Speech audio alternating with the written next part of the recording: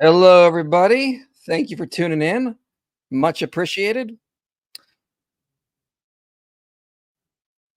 Give me 1 second. I'm having some weird issue. There we go. Okay.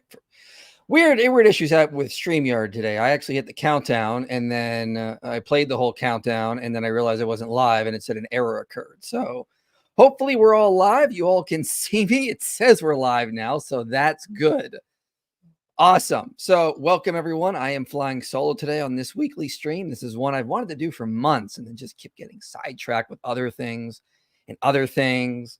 Just a quick announcement. I should have someone on my channel next week for a kind of like a debate / discussion, progressive Christianity versus conservative Christianity, that kind of thing. And tomorrow on my channel, I will be premiering, I think around 12 Pacific Standard Time, so 3 Eastern Time. The next video in my series on the reliability of the Gospels, Luke, an eyewitness account. So come back to my channel tomorrow. That video is almost 40 minutes long because there's a lot of data to cover, a lot of stuff to get to. But today we were responding to Mister Deity and his attack on Tom Holland. It's really bad. I don't know what to say. You'll see what I mean when we get into that. But real quick, I'm making my own podcast response to Mister Deity. Now that I know that he is an active atheist YouTuber, I'll be sure to tag you for your reviewing pleasure. Great.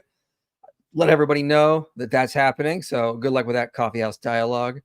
Thank you for becoming a new member, Philip. And thank you as well, Jerome, for becoming a YouTube member. Much appreciated here.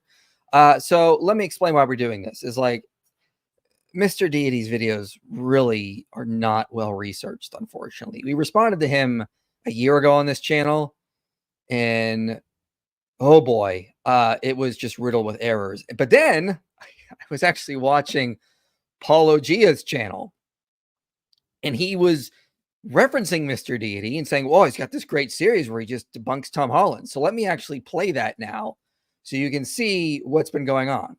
So I saw this like months ago when I was researching for responding to Satan's Guide to the Bible and other stuff on Paul's channel. And this was one of his attempts to defend that. And they brought up Mister Deity's series in the middle of this. So let me just play this for you. Them too.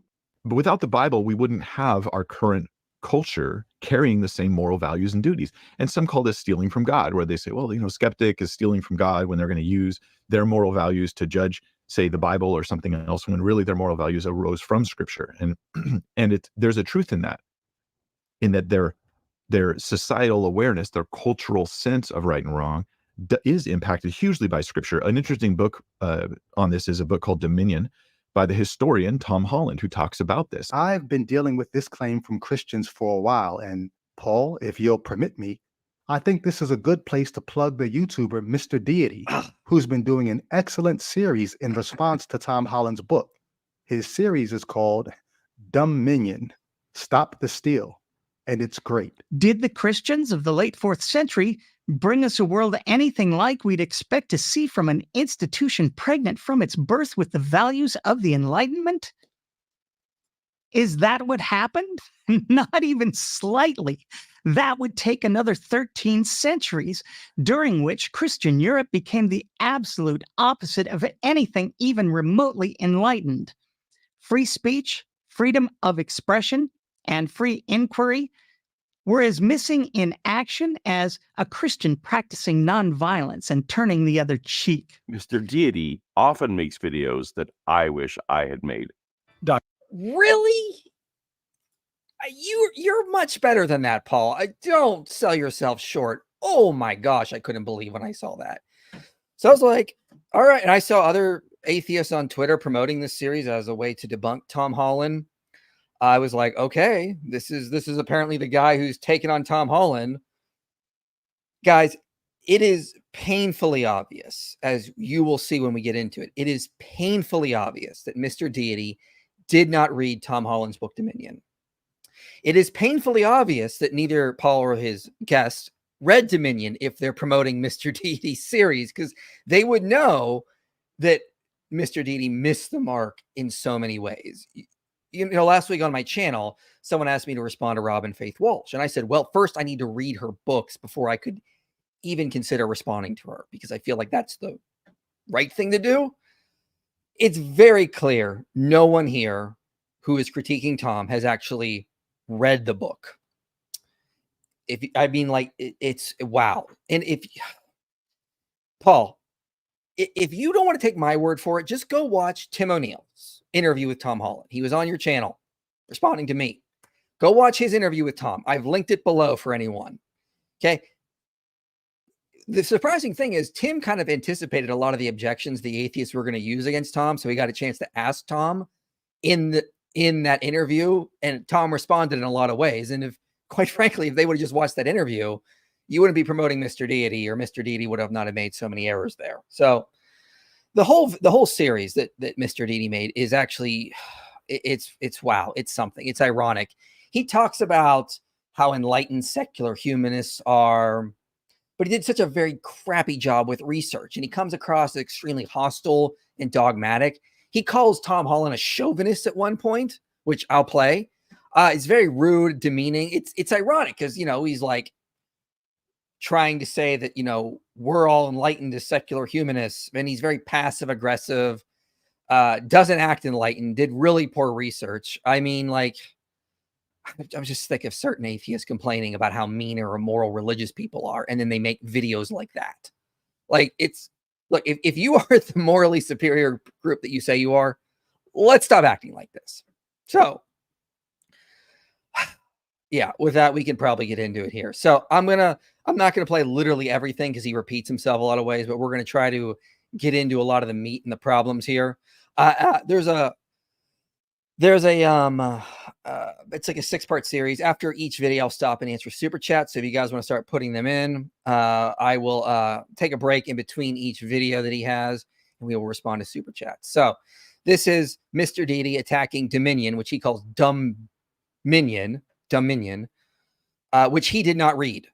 As far as I can tell, his primary source is Richard Carrier's article from Richard Carrier that was written before Dominion even came out, and gets so many things wrong. All right, brace yourself, ladies and gentlemen. Let's get into it here. As you know, Christianity is nothing if not a religion based entirely on theft. If you add the Judeo influence, we can take this all the way back to Canaan, where the followers of the tribal war god of Abraham were so proud of their larceny, they actually canonized it, bragging of their genocidal conquests and claiming the imprimatur of the all-loving God of the universe, who apparently has absolutely no problem with the murder of babies. Christianity stole from the Jews, the Greeks, the Romans, and eventually went on to steal entire continents: Africa, South America, North America, Australia, and the Indian subcontinent, decimating the indigenous peoples, stealing the labor of those they enslaved, and plundering both the acquired wealth of these savages and the natural resources of their lands. Now, Okay, let's stop there for a minute. Oh, okay, so you can kind of see what we're about to get into here. This is some pretty wild stuff, ladies and gentlemen. So for one, notice he says Christianity did this, as if Christianity was necessarily responsible. A lot of colonialism happened after the Enlightenment. And we'll talk about this later, but I mean, like, people he's going to cite, like Voltaire, were very complicit with it, like promoting the slave trade and including actually profiting off of it. So if Christianity is responsible for this, why isn't the Enlightenment responsible for this? A lot of problems. Let me pull up some slides here to start, because I've made a ton of slides for this. Let's start with the first one. I've dealt with this so many times, but a lot of what the conquest literature is, it's hagiographic hyperbole. I've dealt with this in earlier streams and responses to people like Mindshift, for example. So if you want to go back and check that, you can.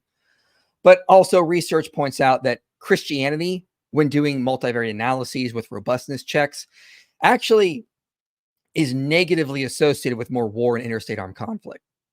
So here's going to be a reoccurring problem in his video. Christians did X, therefore Christianity caused X. That doesn't follow. There are multiple variables that are at play when we're evaluating conflicts and events throughout civilization. We have to rely on research to know if a variable is actually going to be positively associated with something that's harmful or not. That should be pretty obvious. Go to the next slide. This study also found that religiosity is negatively associated with willingness to fight in a territorial dispute. Again, Christianity is not causing war. Have Christians engaged in war? Absolutely. Have Christians engaged in inhumane practices? Absolutely. That doesn't necessarily mean Christianity is causing those things. Okay, we got to remember there are multiple variables that are going to go in. And this, I'll bring up this book later, The Myth of Religious Violence. And I think this is a very important quote from the book. He says, we must conclude that the myth of the wars of religion is finally incredible, which is to say false. A significant proportion of the violence was between members of the same church, and members of different churches often collaborated. It is impossible to separate religious motives from political, economic, and social causes. And the idea that the advent of the state solved the violence ignores abundant evidence that state building was perhaps the most significant cause of violence. So he makes a very good point in this book, William Cavanaugh, is that there are multiple motives that are going in that lead to conflict. That should be obvious. You just can't say Christians did X, therefore Christianity was the cause of X. That doesn't naturally follow. And Cavanaugh notes in that book, there are numerous things that go in to war and violence that cause people to act that way. Humans are just naturally violent and tribalistic. Okay, like certain variables actually show that they decrease those inclinations of humanity. Christianity being one. See the studies I just cited. So humans are naturally warlike, tribal, we enjoy conflict. Christianity seems to have curbed some of that a little bit, even though humans still went and engaged in it. You just can't go, oh, Christianity caused all this war and violence and colonialism. I could do the same thing with the Enlightenment, because a lot of that happened post-Enlightenment, but that wouldn't necessarily follow unless we found good evidence to show that. So let's play the next section here. The Christians are coming after our stuff as well. That's right. They're trying to steal from us both our secularism and our humanism, saying that So for real quick, Tom Holland is not a Christian. So for him to say that the Christians are coming after this stuff is just kind of ironic. Scientific revolution and the ideals of the Enlightenment are not the bastard children of more than 1,000 years of Christian tyranny, but rather the blessed and sanctified heirs of the Judeo-Christian ethos for some time. All right, let's talk a little bit about the irony here. He's upset because he thinks Christians are coming and stealing values from secular humanism that he thinks is totally responsible for. But notice what he did in the beginning of this video. He said Christians stole from the Jews and the Greeks and the Persians, yada, yada, yada. But for some reason, he thinks secular humanism just evolved in a vacuum, like it had no influence from any outside perspective. That's ridiculous. That's ridiculous. I know of no historian that would think that Christianity didn't have some influence over the enlightened thinkers. I mean, many of them were Christians. Like, for example, okay, I wrote some of these down. I want to make sure I get them. So Francis Bacon, George Berkeley, Adam Smith, John Locke, Immanuel Kant, Thomas Hobbes, René Descartes, Johannes Kepler was pre-Enlightenment, close to it, as well as Galileo, Isaac Newton. Then you have Edmund Burke as well. I mean, like, there were many enlightened thinkers that were still Christian, and if you read some of their literature, they're clearly drawing from Christianity. Like, it's hard to get around that. If you're going to read like Edmund Burke or John Locke, did they agree with everything that was in traditional Christianity? Well, John Locke didn't, for sure. Neither did like Immanuel Kant, for example. But I mean, like the idea of the Enlightenment is just this de novo thing that came out of nowhere and had no influence from Christianity is just completely ahistorical nonsense. I don't understand how you can say, oh yeah, Christians stole from the Jews and the Persians and everyone else, but there's no way enlightened thinkers could have ever taken anything from Christianity. Like, it's a double standard, and it's absolutely ridiculous. Time now, this has been the milieu of one Jordan B. Peterson, who's been telling atheists like myself for more than a decade now that we are anything but. Now we have a new champion taking center stage, historian Tom Holland, who comes bearing a similar message. All good things emanating from the West, and only good things, are the proceeds of the Christian worldview, which has held dominion over the West for more than 1,500 years. Okay, I'm going to back that up. So again, as I said, when we go through this, it'll be painfully obvious he's not read this book, which he thinks is dumb. Ironic. But okay, Tom Holland is not alone in what he's saying. I mean, like, after I read Dominion, I saw a lot of ideas I've already basically seen in other literature. And I was like, I bet I could make a strong case that, you know, Tom is right by not even using him. So let me put up some slides here, for example. So this is one of the claims that Tom makes in the book. Humanism derives ultimately from the claims made in the Bible that humans are made in God's image, that the Son died equally for everyone. There's neither Jew nor Greek, slave nor free, male nor female. Repeatedly, like a great earthquake, Christianity has sent reverberations across the world. Well, what do other authors say? Well, in the book, Christianity and Human Rights, every chapter has a different author. In the book, John Witt says, these linguistic tensions and tangles of our rights talk today are products of a 2 millennium long evolution in the West in which Christianity has played a vital role. The traditional story that the history of human rights began in the Enlightenment of the later 17th and 18th centuries is becoming even harder to sustain. Samuel Moyn, in his book, Christian Human Rights. The truth is that Europe, and therefore the modern world, drew nearly everything from Christianity in the long term. Without Christianity, our commitment to the moral equality of human beings is unlikely to have come about. But by itself, this has no bearing on most forms of political equality, whether between Christians and Jews, whites and blacks, civilized and savage, or men and women. So he notes there are other influences on our modern thought, but Christianity played a crucial role in that. He also says, but the general thesis of Christian human rights is that, that's the title of his book, is that through this lost and misremembered trans-war era, it is equally, if not more viable, to regard human rights as a project of the Christian right, not the secular left. Tom Holland is not alone. Like, he's basically telling you the modern historical consensus. Numerous studies show that Christianity is associated with spreading democratic values, colonial reform, education, literacy rates, especially for girls, citizen empowerment, voice and accountability in government, reducing corruption, creating more medical facilities, better hygiene habits, increasing economic prosperity.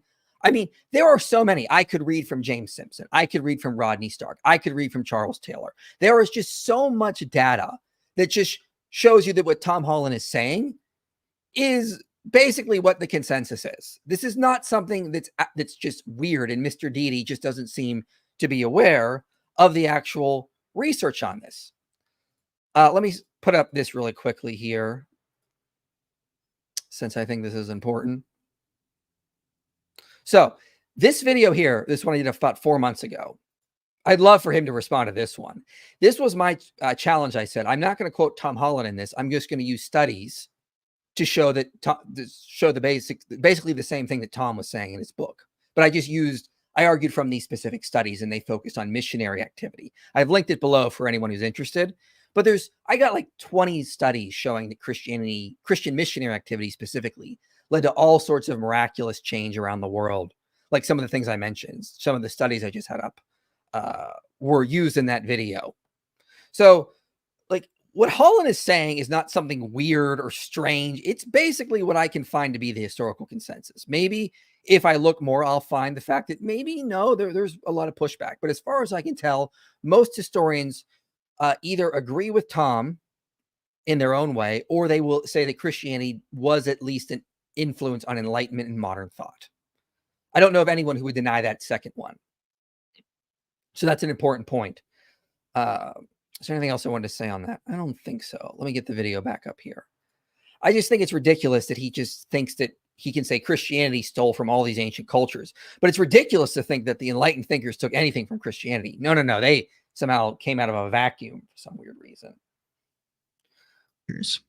Tom is essentially Jordan B. Peterson 2.0.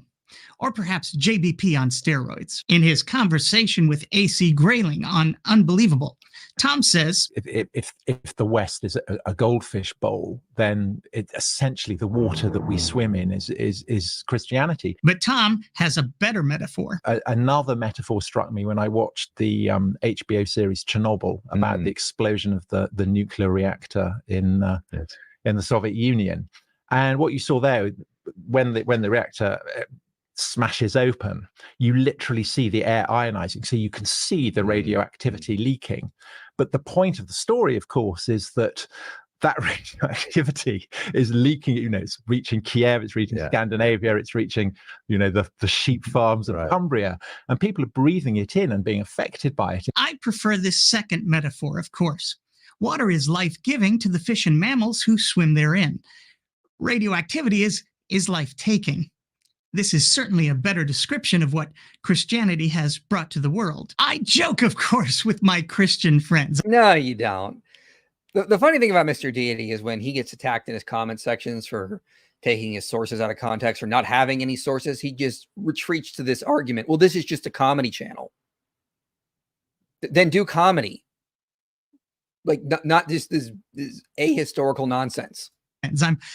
I'm sure Christianity gained dominion over so much of the world by way of these Enlightenment values and principles, which Tom says are both unique and intrinsic to the Christian way of life and thinking.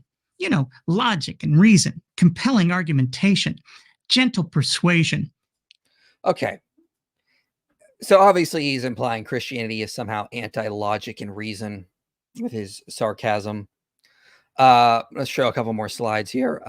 Okay. The idea of Christianity is anti-logic and reason is absurd nonsense if Christianity was crucial for the development of science, which we're going to get to later, especially with part 5, I believe. I mean, James Hannam says Christian theology turned out to be uniquely suited to encouraging the study of the natural world, which was believed to be God's creation. Okay. Hutchings and Ungariano say, for an actual fact, no other body of thought has been of greater benefit to scientific thinking than the central tenets of traditional Christianity have in the whole of human history. Noah J. Efron notes, generations of historians and sociologists have discovered many ways in which Christian beliefs, and Christian institutions played crucial roles in fashioning the tenets, methods, and institutions of what in time became modern science. They found that some forms of Christianity provided the motivation to study nature systematically. But according to Mr. Deity, Christianity is anti-reason and logic, but somehow also was crucial for developing science. Again, when I'm citing historians of science on this, I'm telling you the consensus. Like, this is not even controversial to them. Christianity was crucial for the development of science. Like, incredibly weird arguments for Mr. Deity to just sort of like be completely unaware of this history and what the actual experts have been saying. And by the way, I'm not just going to make arguments from consensus because I don't think those are sufficient. I will give more data later on when we get to part 6 because he's going to get more into that. Authoritarianism, natural law, tolerance, humility, curiosity, empiricism, the separation of church and state. All the stuff the West has been swimming in since the Christians took hold of the Roman Empire in the late 4th century. All right, before we get to his really bad understanding of how much power Christians actually had in the 4th century or influence, let's address some of these claims here with his sarcasm nonsense. So Christianity is actually strongly associated, both Protestant Christianity and Catholic Christianity. To a lesser extent, Catholic Christianity. Protestantism had more correlations, but it's strongly associated with things like citizen empowerment, voice and accountability in government, political stability, political transformation, these kinds of things. Daniel Treisman's study noted that what we actually see is that Protestant traditions in which the separation of church and state is more pronounced than, say, Catholicism or Islam led to more vibrant, autonomous civil societies that monitor the state more effectively. Okay. I'm going to get to this a lot more later on, but Christianity is positively associated with a robust separation of church and state, especially Protestant Christianity, Catholicism to a lesser extent. That's just what the data shows. And historians will note this idea of separation of church and state comes out of the Christian tradition. That's not even controversial. And we'll get to that later when Mr. Deity takes Augustine wildly out of context. Well, actually, no, it's a book on Augustine. Harrison and Huntington say Protestantism reduces corruption in part because of its association with individualistic, non-feministic relations. In the book that I cited earlier, they say new democratic and human rights movements in various countries and elsewhere owe much of their inspiration to the teachings and the activity of the Catholic Church. Okay? The Catholic Church led the first human rights movement of the West at the opening of the second millennium, and it is leading the Universal Church's next human rights movement. Another study I've cited before, Robert Woodbury ran a statistical analysis. It found that Protestant missions are strongly and robustly associated with democracy.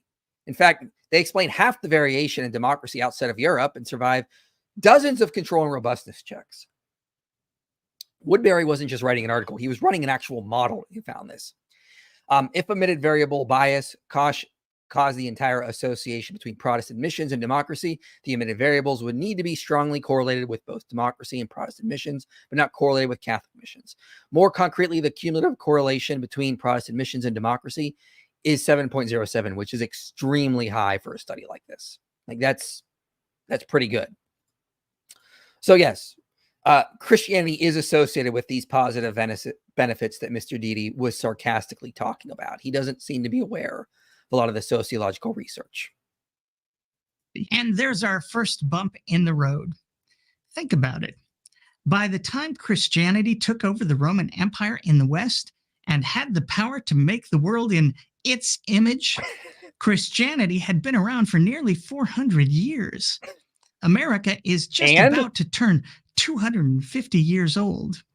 So Christianity had more than enough time to cement its values and guiding principles. Moreover, Christianity is a revealed religion. Its laws, ideals, values, and guiding principles come directly from the Almighty Himself, a being of absolute moral perfection and omniscience. This is not a religion which needed time to evolve. So, did the Christians of the late 4th century bring us a world anything like we'd expect to see from an institution pregnant from its birth with the values of the Enlightenment? Is that what happened? Not even slightly. Okay, guys, can anyone figure out the problem here? Why didn't Christianity transform the world with enlightened values by the 4th century? So the 300s AD.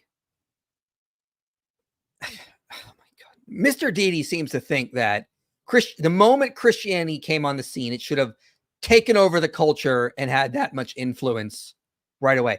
This is just incredibly ridiculous and ignorant. Let's remember something that Mr. Deity might not be aware of, that by the time of the typo, my mistake there. By the time of the 4th century, Christians made up maybe 5 to 10% of the empire. Rodney Stark does an interesting analysis in The Triumph of Christianity, and he says maybe 10%. And Peter J. Lightheart says 15%. I think that's way too high. I think probably somewhere between 5 and 10%. So by the time of Constantine, they made up 5 to 10% of the Roman Empire. And Mr. Deity thinks they should have basically changed the entire world by that point. That's not how it works, ladies and gentlemen. Okay, the Sikhs have only been around for what, like some 400 years, and they're still a small minority of the global population. We're not swimming in the influence of Sikhism because they're still a small minority. It took time for Christians to change the culture. It took a lot of time. This didn't just happen overnight. That's absurd nonsense. I mean, like, even by the time of the Muslim conquest, the city of Haran, modern city of Haran, I think at the time it's called Karhe. There were more pagans in that city when the Muslims were coming through than Christians. Paganism was still vibrant throughout the early stages, even of the Islamic conquest. There still were a large percentage of pagans for a while. Like Justinian had high pagan officials as part of his court and his administration. The idea that like Christianity just sort of like completely changed the culture by the 4th century is just, it shows you how little you've actually researched this stuff. In fact, paganism was still pretty vibrant up until in Europe, for example, during the time of Charlemagne, when he is trying to forcibly convert the Germans, and the monk Alcuin has to come in and say, you can't forcibly convert them. That's not how this religion works.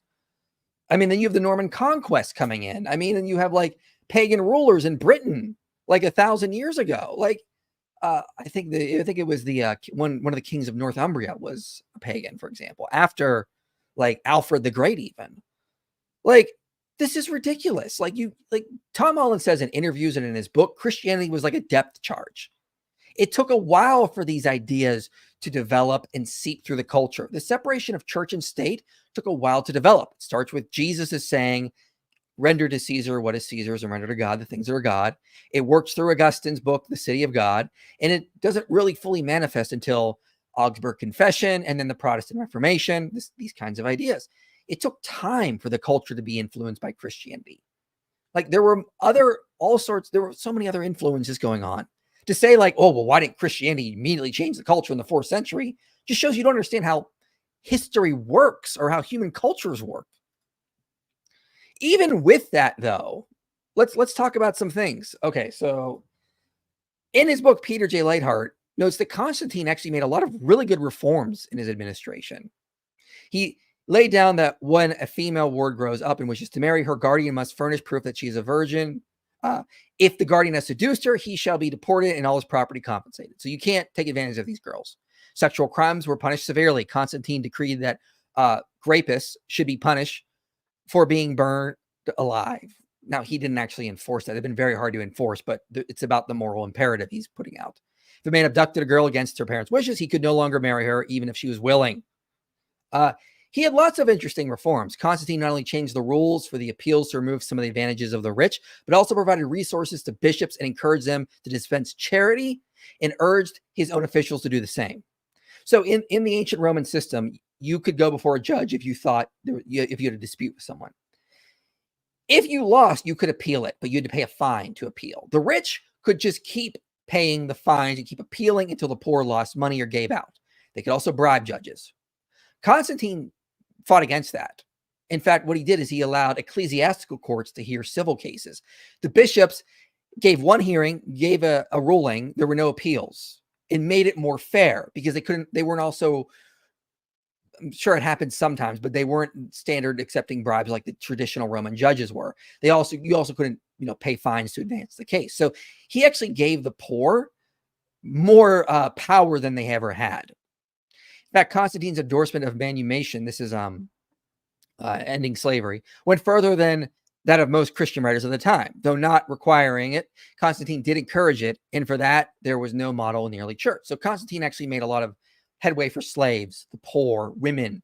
He actually did a lot of really good things, like trying to end gladiatorial shows.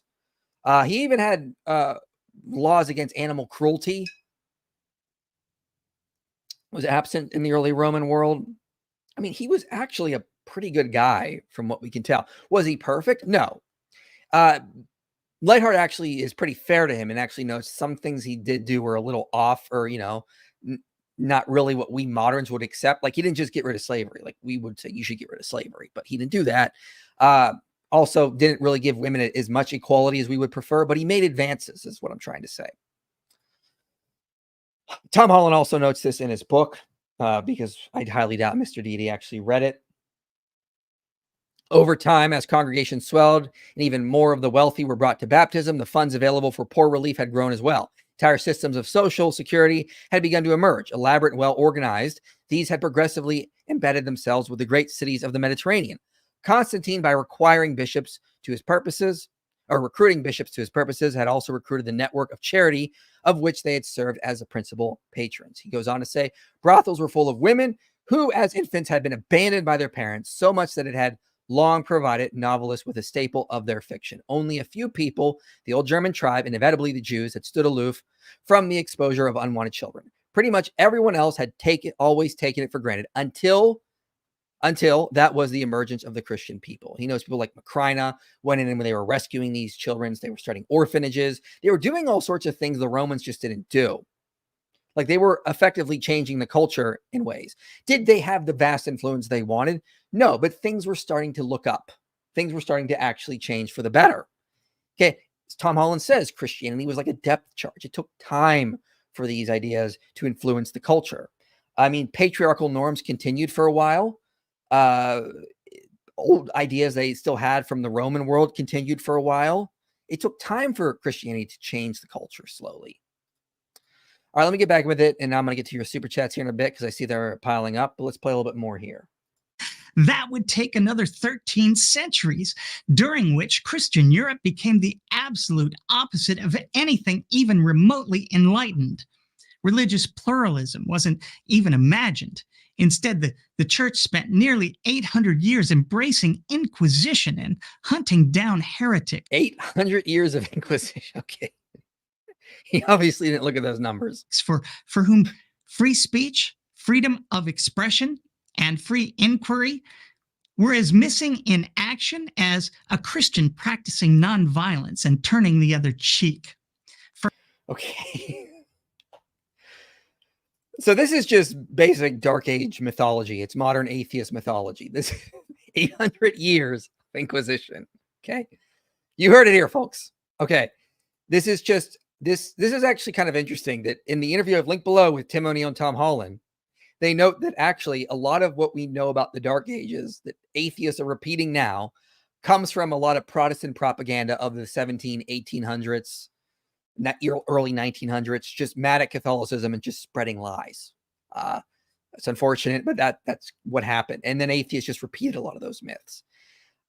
First of all, the Dark Ages was not this backwater nonsense. I'll get into more of this later, but I want to note a couple things here. So put these at the end for some stupid reason, not sure. So, okay, this is on the Spanish Inquisition. Okay, so he notes in this, he says, so between 1540 and 1700, the Holy Office arrested about 49,000 individuals. Working from prudent extrapolations for the periods immediately preceding and following these years, they calculated that a total of about 125,000 trials took place.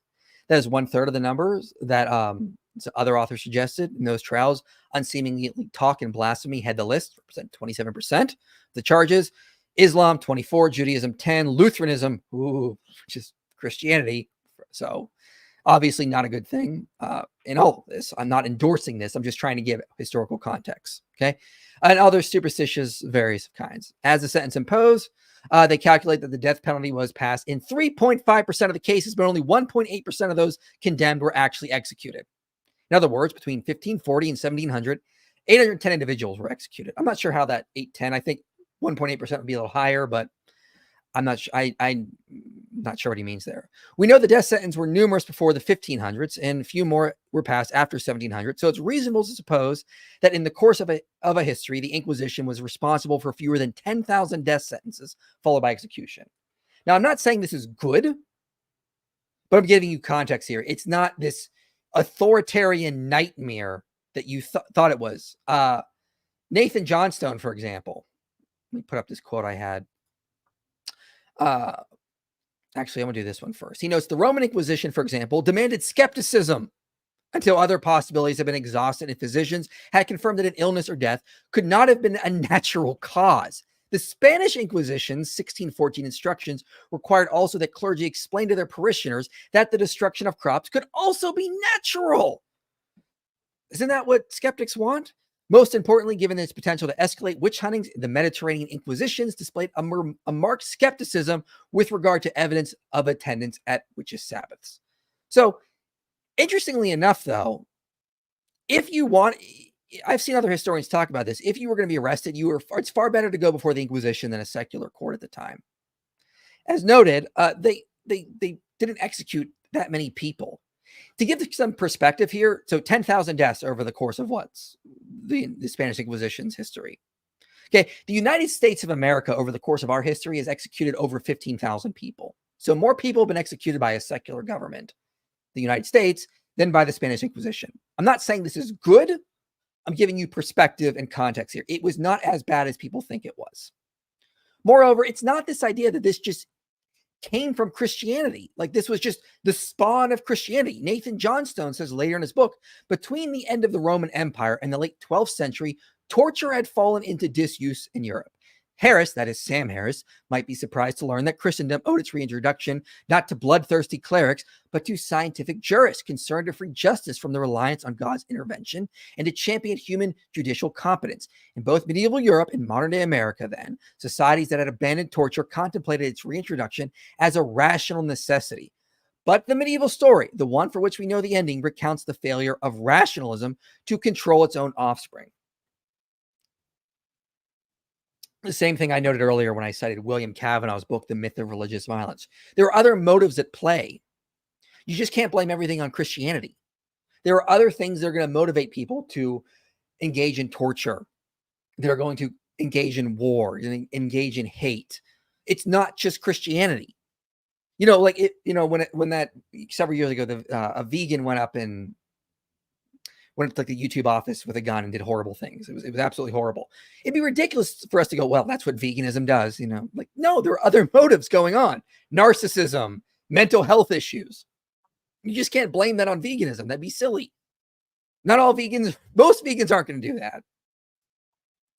So some pretty ridiculous stuff here. What else did I want to say on this section here? I think that was basically it so far. Where are we at in this thing? So, wait, I did want to say something else. So, Christians were also not the all-powerful church that people thought they were in this age. Tom Holland's book, I think it's Millennium, points this out. You can look at interviews with Tim O'Neill that he did on the Non Sequitur show years ago, points this out as well. But even during this time, they were making advances. Like Alcuin was spreading literacy throughout France.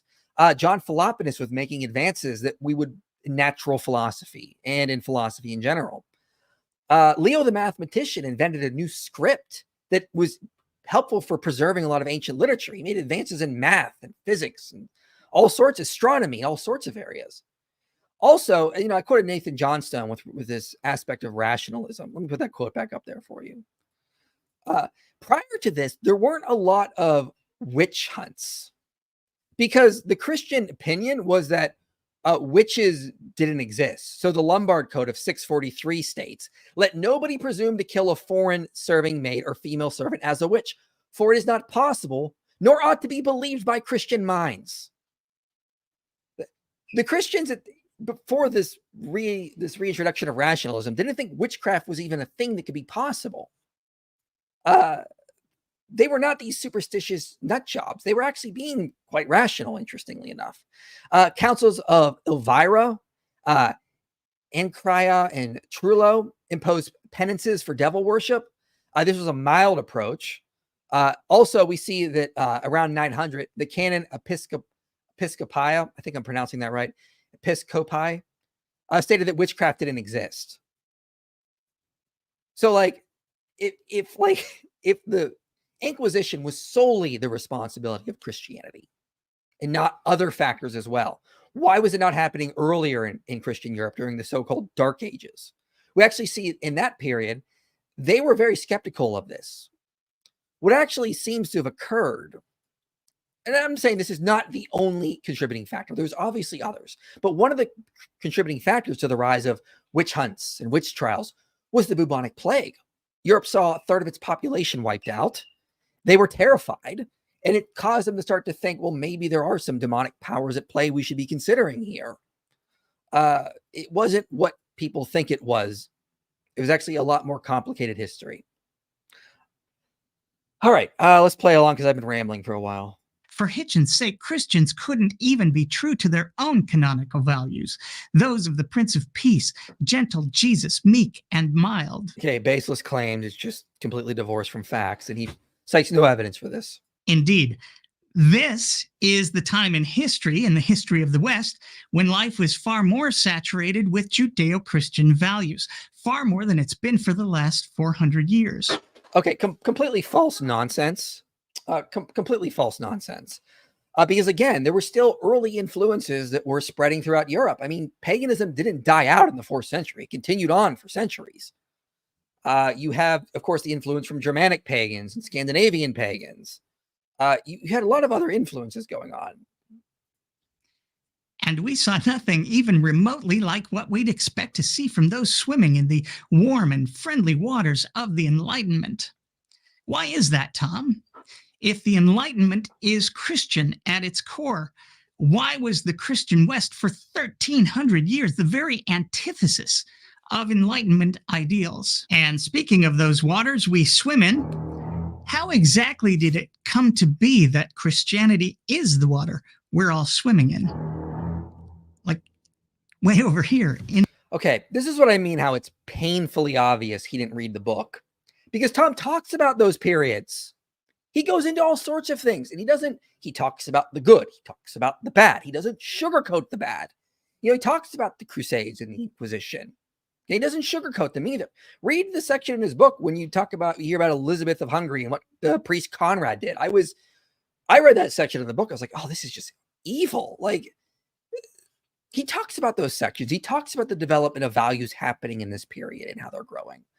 It's very painfully obvious, as I said, that Mister Deity did not actually read this book. And we'll get to more of that in a minute. Let me get to some super chats. Okay. Wanted to ask if you've ever interacted with the pagan YouTuber Ocean. Yeah. I did a debate with him on if Christmas is pagan. That was actually the first debate I ever showed my face in. It was back in 2017. Also, do you think Lucifer and Satan are the same being? Yeah, Lucifer is like a name that comes from the book of Isaiah. I think that is referring to Satan, but you have to use some of Michael Heiser makes a case that it is using some sort of internal aspects, and you got to do that. It's not. I don't think it's. I think there is a good case that could be made for that connection, but again, Lucifer is just a Latin word, so I don't think they ever really meant that name. Thank you for becoming a channel member, Justice. Thoughts on the arguably anti-science church fathers like Tertullian and Augustine? Well, we'll get to Augustine in a little bit in this stream, so stay tuned for that. Tertullian, yeah, he was a little bit, but I mean, science wasn't a thing then. He was just sort of against Greek philosophy having an influence on biblical aspects, but even he couldn't resist it. It was impossible. So his famous quote, "What has Athens to do with Jerusalem?" But I mean, that was one view in the church that didn't win out. It was actually Augustine's view. And we'll get to more of Augustine later on in this stream. Will you ever debunk Mormonism? If I get time to sit down and study it and read the works in favor of it, I will. But one thing at a time. It's just hard to get to everything because I want to read the books of that are promoting it before I just dismiss it. I know your channel is about biblical topics, but will you ever do a video on medieval history? Yeah, I'm gonna try to do more of that in the future. I'm starting to get more into that, and I want to talk more about Christian history in a lot of ways. I'm gonna start doing some of that next year in 2025. Who would you say is Darius the Mede, and what's your thoughts on the academic dating of Daniel? So I think the academic dating is going to be a little bit more complex. I think you're going to have some traditions that may go back to the time of Daniel, but I don't know if the book of Daniel was completed, right away kind of thing. I think Darius the Mede is probably like the grandfather of Cyrus the Great. Not so much his grandfather, but I think Cyrus the Great married his granddaughter, I think is what the case I've heard made. I need to look up more on that though. But I do think he was a real person. And there have been I'm trying to think of one. I forgot his name, but there was a scholar who wrote his dissertation on this. And I will try to find that. Thanks for streaming up after midnight in the UK. Sorry. It's about when I have time to too as well. How would you interpret Isaiah 6:66-24 as an annihilationist? Well, I mean, a lot of that's going to be hyperbole. Let me pull up the verse here. Because this is talking about dead bodies of men who've rebelled against God. I'm not sure this is necessarily about that. I think this is about a coming judgment. And it's talking about dead bodies. So in that sense, they've actually died. What's not quenched is the fire, not their souls. So I think that's inconsistent with any sort of annihilationist view, especially my view, which is like an eventual annihilationist. Would you consider the doctrine of inerrancy to be a factor in the case for gospel authorship? To presuppositionalist, your thoughts? Would you do a video on heresy? I'm not an inerrantist, so no, I probably won't. I don't know if that's actually relevant as a case for the Gospels, but I will keep it in mind. I appreciate that. But yeah, I'd have to look more into that. All right, so now we're going to get to part 2, and I'm going to start this a little bit later just because he kind of does a recap in his video. So let me put this back up. Did Enlightenment ideals play any part in Christianity's spread across the globe? Not even slightly. You will not find reason, religious pluralism, gentle persuasion, human dignity, equality, humility, or human rights in Christianity's despotic ascendancy in the West. Despotic ascendancy. He has no idea how Christianity flourished and grew. Was it always hunky-dory? peace and loving? No. But I mean, like, just to sort of think that that's it. I mean, like, read Lightheart's book Defending Constantine. Like, Constantine converted and then just started promoting Christianity. Like, this wasn't like a violent takeover. Instead, you will find the kind of arrogance, zeal, violence, threats of violence, forced conversions, unearned and unwelcome dominion over others, which, while not unique to those following the tribal war god of Abraham, really does seem to flourish, especially amongst the Christians. His sources, trust me, bro. Like, that's basically, it's basically what he says. Just the sources, trust me, bro. He has no, again, if he would have just read Dominion, he would see the complex history unfolding here. Kind of ridiculous. So, I mean, as I mentioned this earlier, I mean, but also, I mean, for example, Robert Woodbury points out missionaries spread social movement organizations, forms, and tactics internationally. Early Protestant missionaries tried to reform what they considered abuses in other societies, like foot binding, female, widow burning, and consuming marriage and consummating marriage before the age of 12. They were actually doing a lot of good things in spreading values. This is utter nonsense to think they didn't do anything good. I mean, we mentioned this in earlier slides, like, what Constantine did with some of his reforms. I mentioned all these studies earlier, show all sorts of good things Christianity spread around the world, helped to give rise to science, which led to a lot of technology. I mean, like, this point I've already repeated so much good that you can actually look to. And he's just pretending like, oh, it was just all bad. Like, he's kind of doing the opposite of what a lot of like Christian fundamentalists do, which they just say everything in Christian history was good, which is not true. There was some bad. No one's going to deny that. We can debate about the origin of that, as if that's actually coming from the doctrines of Christianity or not. But you just can't look at this all and say, oh, yeah, it was all bad, when we have direct actual studies showing good that came about. All right, let me put the video back up. Is there anything else I wanted to say on that section? All right, no, let's continue on. From the deaths of Arianism and classical paganism, to the virtual genocide of the Cathars, to the Inquisition, Crusades, and the brutal Christian colonialism, which caused the death of untold millions of indigenous peoples all over the world, Christianity has achieved dominion not by embracing the values of the Enlightenment, but by wielding the sword. Okay. Yes, Christians did wield the sword at times. It was wrong. No one's pretending that it was good. A couple things to keep in mind, though. For one, a lot of what decimated the natives was disease. Alden Vaughan talks about this in his book, New England Frontier, that like when the time of the Puritans showed up, like smallpox and other diseases that have already decimated the region. So they showed up and they built Plymouth on basically an entire village that was wiped out from disease. The Wampanoag were almost wiped out by disease. It wasn't like they were, did they commit horrible acts and kill natives? Yes. But a lot of that is overblown. Like, people have these estimates of like millions, and I don't think that's, a lot of it was being caused by disease. However, we as Christians shouldn't shy away from the fact that Christians did often do bad things. I want to put up some slides here. Let me put them up, and then we're going to move on. So, as I mentioned, I want to bring up, again, the myth of religious violence. So he argues there is no trans-historical and transcultural essence of religion, that essentialists attempt to separate religious violence from secular violence are incoherent. What counts as religious or secular in any given context is a function of different configurations of power. In the first place, it is impossible to separate religious from economic and political motives in such a way that religious motives are innocent of violence. So the idea that this was just done because Christianity caused it is absurd nonsense. There were all sorts of other motives at play. They're going to be influencing Christians to cause them to act in certain ways. But even with that, we see oftentimes reform was coming from within. So colonialism is spreading, and who is opposing them a lot of times, as these studies note? It's missionaries.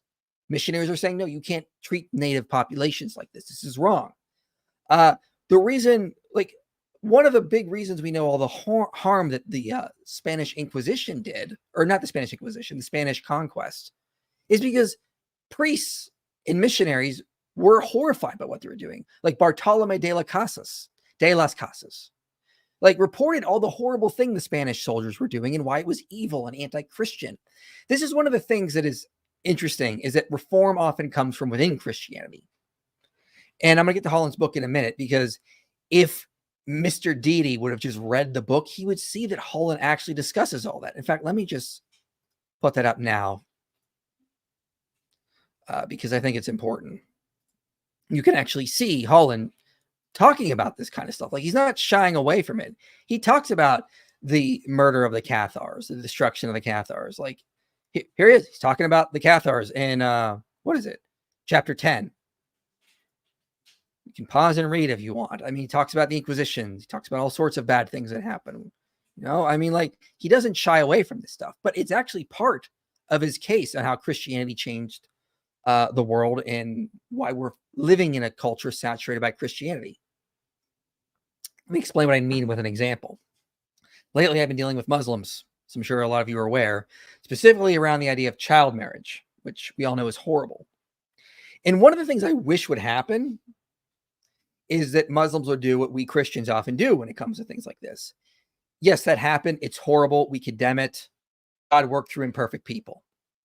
Muslims don't do that. They try to justify Muhammad's marriage to Aisha in all sorts of horrible ways. They're not willing to commit internal reform for these kinds of things. One of the things Holland is pointing out in his book is that Christians did go off the rails and do horrible things at times. And then reform comes from within. He uses this analogy. It's like building San Francisco on the San Andreas Fault. When, the powerful elites and rich get out of hand, you can, like, again, it's an analogy. I'm not saying this is going to happen in San Francisco, but you can expect a quake underneath it to sort of shake things up and get things back on track, because Christianity has gone through numerous reforms. Things get off track. Reform happens from within. And that's one of the interesting things Christianity does that a lot of earlier cultures didn't really have, or absent in other cultures like Islamic. They try to justify Muhammad's actions and the horrible things that Muslims did in the past. Instead of saying, like, okay, maybe that was wrong. Let's go through some sort of reformation aspect, get back to what's really important. Their idea of reform is very different than Christian idea of reform. It's really unfortunate. So if Mister Deity would have just read Dominion, he would note Holland doesn't shy away from this stuff. He talks about it. And he's making the case that a lot of the times that when Christians were engaging in these horrible activities, it was then again other Christians that come along and go, this is wrong. We need to reform. We've lost track of what the gospel is. So he's not shying away from this. And it's just, if you would just read Holland's book, you'd be painfully aware of this stuff. All right, let me put the video back up here. Mercilessly, Tom seems to think that Christianity transformed the Roman Empire, whereas it seems clear to me that the Roman Empire transformed Christianity. Power corrupts, and when Christianity had absolute power, it was corrupted absolutely. So I want to highlight that for a second here. Did he just kind of admit that it wasn't Christianity that was causing all this harm? It was the fact that Christians got power and they became corrupt? He kind of just shot himself in the foot here, because he just kind of admitted that, hey, let's see, sometimes power corrupts everyone. And this is what happened with Christians, which I would agree with. That it's happened multiple times throughout Christian history. He's kind of making the point for me. Like, this wasn't necessarily from Christianity. It was from corruption seeping in, and then reform comes to get the Christendom back on track. So kind of ironic there. Now, again, as I've noted, Holland talks about a lot of this stuff in his book. I'm going to move ahead a little bit here because he just sort of goes on with other examples, but I think we've kind of already adequately addressed that. Seems unable or unwilling to recognize is that there was one unique, most overwhelming idea Christianity embraced and imposed on the world, the root of all this nastiness. The idea that there is only one way to heaven and one path to knowing God, and that Christians had an obligation to make sure you embrace that one way, whether you like it or not. No man comes to the Father except through me, Jesus said. Straight is the gate, and narrow is the way which leadeth unto life, and few there be that find it. This was the supreme and governing ideal of pre-Enlightenment Christianity, and the Christians pursued it with a vengeance. That might actually be an understatement. Okay, so did he not just say earlier that power corrupts and it turned Christianity into something bad? Now he's back to saying, well, this is Christianity's fault. At least that's what I'm getting. Of course, I cited studies earlier, like from Roland to Salem, Robert Woodbury, and others, to show that there's no evidence Christianity is associated with corruption or authoritarianism. You can also see my video I did a couple of years ago called "Does Christianity Cause Christian Nationalism?" where I show research in there as well for that. So, like, he's just assuming all sorts of things.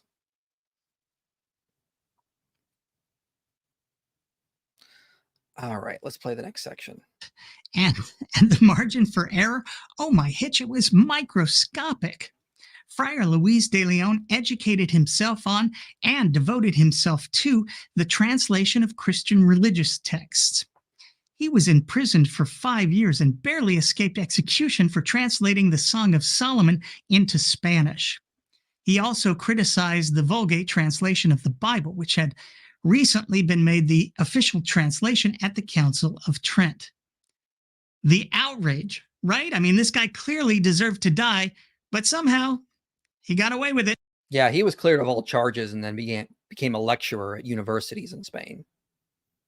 So I'm not going to say that. We're not going to know that part, though, that, hey, they realized they made a mistake and he was acquitted.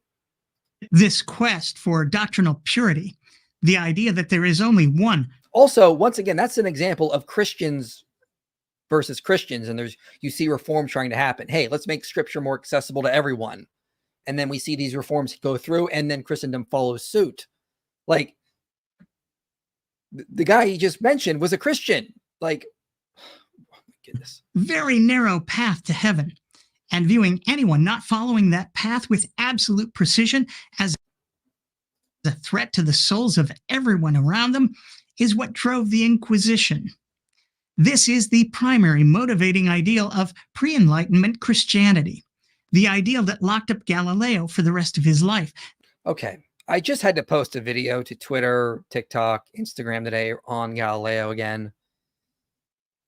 There's so much misinformation about that. It's just ridiculous. You can check out that video. Galileo, again, was not like locked up for doing science. He attacked the Pope in his work that he was allowed to publish. The Pope said, hey, publish a work. You can present your arguments, but present the case for the other side and be fair. Galileo wasn't fair. And then he put the Pope's own arguments in the mouth of the fool, a character in his book, which was not really a good idea. And he taught the Copernican model as if it was a proven fact. Check out, again, History for Atheists, the interview he did with Tony Christie on this. 3-part interview goes into a lot of detail showing this is just not what was going on. There's a lot of misinformation about what was going on with that affair. The ideal that sent Giordano Bruno to the stake, where they burned him alive. Yeah, that was horrible. I don't agree with that decision as well. But again, he wasn't doing it, just to be clear, it wasn't done because he was practicing science. And you want the pretty good History for Atheists has a great article on Bruno and the context of what was going on there. This is the primary Christian value that gave us the murder of William Tyndale, the Oxford martyrs, Hugh Latimer, Nicholas Ridley, and Thomas Cranmer. Actual witch hunts, endless war in Europe amongst not Christians and non-Christians, but Christians who thought that the Christians they were killing they just didn't have it exactly right. And lest you... So Nathan Johnstone notes in his book, for example, that very few people saw witch hunts in the Middle Ages. This wasn't just a rampant thing. William Cavanaugh notes in his book, The Myth of Religious Violence, the 70 Years' War was not a religious war. Like, the Pope was against the Holy Roman Empire, and he blessed France, that was Catholic, but France sided with the Protestants. Like, this was more of a war over land, territory, wealth, conquest, this kind of thing. Cavanaugh's got a whole section in The Myth of Religious Violence on how this war was not what you think it is. Let me put up a slide here. Another interesting work, is secularism less violent than religion? Jacobson said, the secular is not less violent than the religious. In fact, it is more so. It is a source of greater, more intense, and more intractable violence than our religious practices, communities, and worldviews and commitments. Religion in and of itself does not promote violence any more than secularism in and of itself promotes peace, just as some of the most horrendous militarism and violence in the history of our ever smaller world has been religiously motivated, so has some of the most grand and most successful efforts for peace and peaceful social change been religiously grounded. Similarly, the most horrific and deadly wars of the 20th century, particularly the two world wars, were pursued by secular nation states. The point I want to make here is this, is that you just can't assume Christianity is somehow the cause of all the violence you see. That's just correlation, not causation problem. It's just not how it works. You got to actually show evidence that it is the cause of these things. Because again, as Jacobson, Kavanaugh, Nathan Johnstone note, there's other motives at play here. Mister Deity just assumes, well, because this was happening in Christian Europe, the cause must be Christianity. And that's just not how logic works. I'm going to play, I think, one more section of this, and then I'll get to your super chats. So you can get those in. Do you think this kind of thing an aberration or departure from Christian thinking and idealism? Please note that Christianity's biggest brain, St. Thomas Aquinas, approved of capital punishment for heresy. Quote, they deserve not only to be separated from the church by excommunication, but also to be severed from the world by death, end quote. Aquinas specifically said that this is to be done for the salvation of others, nor was yeah, Aquinas does not represent all of Christian thought. This is cherry picking. I mean, why don't we just go to the Augsburg Confession for another one that talks against that kind of idea? Like read article, I believe it's the last article, 28, for example. Torture out of the question for Christianity's other big brain, St. Augustine.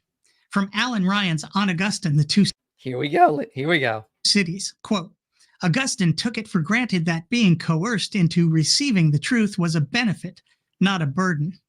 It was a view one might expect from a man who thought that corporal punishment might be administered lovingly and with the intention to bring the offender to his senses.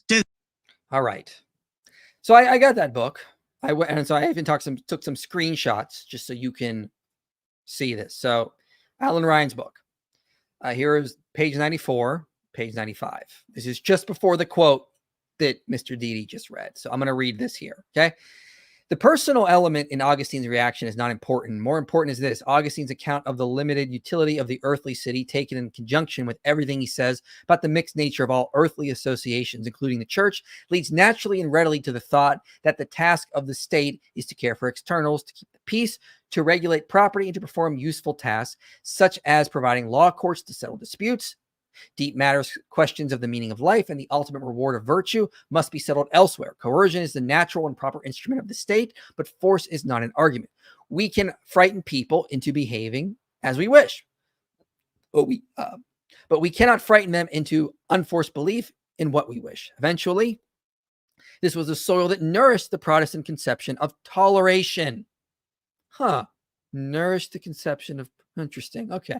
The church is a voluntary organization for worship in common and the discussion of matters of faith, while the state is a coercive and non-voluntary organization for the regulation of external matters. Augustine would have found these conclusions almost unintelligible. No, that's true. He was an heir to the pagans who feared that Christian hostility to the cults of the gods would bring disaster upon the Roman state. He was an heir to the pagans. He drew the line of employing extreme measure of coercion, and especially in employing the death penalty because of its terminal quality. Nonetheless, although one might regard him as the very remote founder of Protestantism, he never contemplated the suggestion that religion was in any way off limits to state control. You guys catch the context here? Okay. Augustine was not just drawing from his Christian thought. Alan Ryan says he was drawing also from the classical thought of the pagans prior to him. However, even his own ideas led to tolerance in the Protestant Reformation and a pronounced distinction between church and state. So Mr. Deity doesn't want to add that context here. Was Augustine perfect? No, but this actually falls very much in line with what Tom Holland argues in his book. Christianity was like a depth charge. It took a while for these ideas like separation of church and state to develop. It didn't happen overnight. Augustine made advances. The Protestant Reformation comes along and makes advances. There are advances in between them, that as well. It takes time for these ideas to seep into the culture. Augustine was also drawing from pagan philosophers prior to him. The idea that he was just getting everything from Christianity is not what Ryan says.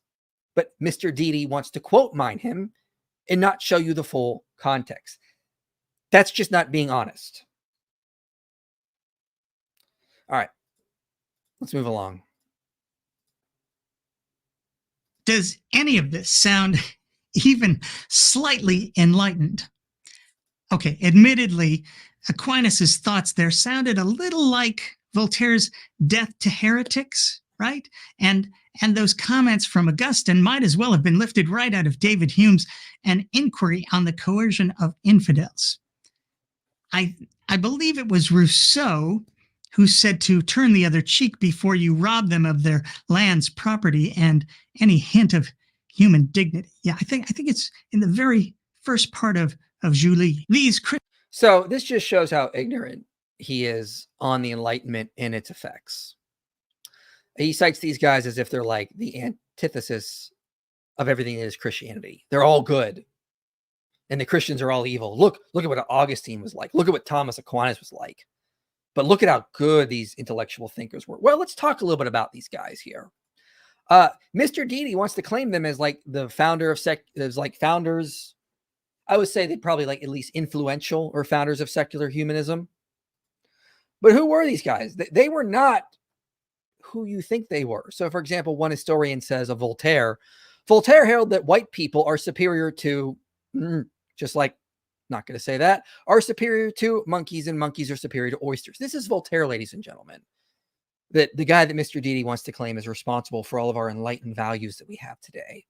Even as he aged and began to express more empathetic attitudes towards enslaved Africans, Voltaire maintained that black people's rounded eyes, noses, and invariable thick lips. This is horrible to read, but I mean, again, it's horrible.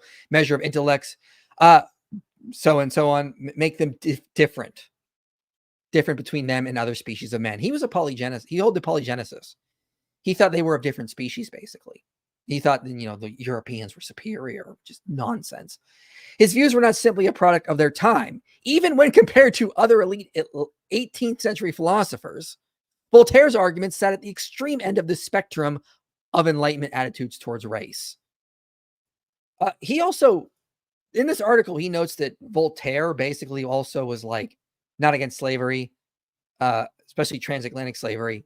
Like I believe he profited off of that. But we also see David Hume having similar things. So David Hume said, I'm apt to suspect that African Americans to be naturally inferior to utter nonsense. They never were a civilized nation, according to David Hume, of any other complexion than white, nor even an individual eminent either in an action or speculation. It's hard for me to even read this filth. On the other hand, the most rude and barbarous of the whites, such as the ancient German, the present Tartars, still have something eminent about them in their valor. In Hume's case, the history and morality of the matter is clear. Hume was an unabashed racist who was directly involved in the slave trade. He actually profited off the slave trade, as this historian notes here. Absolutely horrendous. Absolutely horrendous. Now, Rousseau was a complicated person. He never outright condemned the transatlantic slavery. He believed in the noble savage. And when he talked about slavery, he talked about it as if like we're all enslaved. So it's hard to really understand what he was getting, what his ideas were. He was also an avid misogynist and sexist. I mean, like these supposed enlightened thinkers that embody Mr. Deity's values, that gave rise to all these enlightened values that we have today. I mean, no, they were men of their time in a lot of ways. And sometimes they were even worse than other thinkers of their time, like Voltaire. They were not these bastions of moral development. So for him to just bring up quotes from like Aquinas or Augustine, combine the two names there, and say, oh, look at all what Christianity does. Look at how horrible Christianity is. We can do the same. We can show bad things from Voltaire, from Hume, from Rousseau. Does that mean that's what you all believe? Does that represent your entire history? No, it'd be silly for us to argue that. Notice I'm just using his own logic against him. I'm not saying this is how we should argue. Voltaire said some good things for sure. Hume said some good things for sure, but they still had bad ideas. How can you sit here and say, oh, yes, Thomas Aquinas is basically representative of all of Christian history, and we're going to just focus on that and ignore all the good? This is cherry picking. It's not how this should work. But if he wants to claim them as founders of it, his enlightened way of thinking, be my guest, buddy. Christian morals and ideals, which Tom says inspired the Enlightenment thinkers, whatever he imagines them to be, were apparently so weak, so uninspiring to actual Christians, that after 1,000 years of Christian rule in the Latin West, the Christian church neither embraced them nor advocated for them in any way. Okay, this is just plain false, and he has not actually studied a lot of the history on this. I mean, there's nothing else to say. He's not demonstrated his case, and he keeps ignoring data points that don't fit with his narrative, cherry picking quotes, taking Alan Ryan out of context. Wow, it is something else. Okay, let me get back to some of your super chats here, and then we're going to move on to part 3. God help us all. Where do I want to start in that one? Okay. Let me get to some of these super chats here, though. 2 Corinthians 12:2-4 is similar to 2 Enoch 8, where the third heaven is called paradise. In the context, Enoch ascends through the 10 heavens. Thoughts? Possibly, but I mean, I think it's not as explicit as what we see in 2 Enoch. It just talks about him going up and seeing certain visions, and he's unaware of how even to classify them. I think we can't read too much into that and assume it's saying everything that we're seeing in Enoch. That would be taking the quote too far. You're atheists say all the time that atheism does not need to be justified because atheism is just a lack of belief. Yeah, that's utter nonsense. So Graham Oppie even has debunked that nonsense.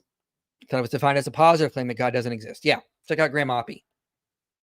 Graham Oppie has written on some of that, or he's been asked about that in interviews, and there's clips of him all over YouTube talking about that. It's a nonsense way to classify atheism.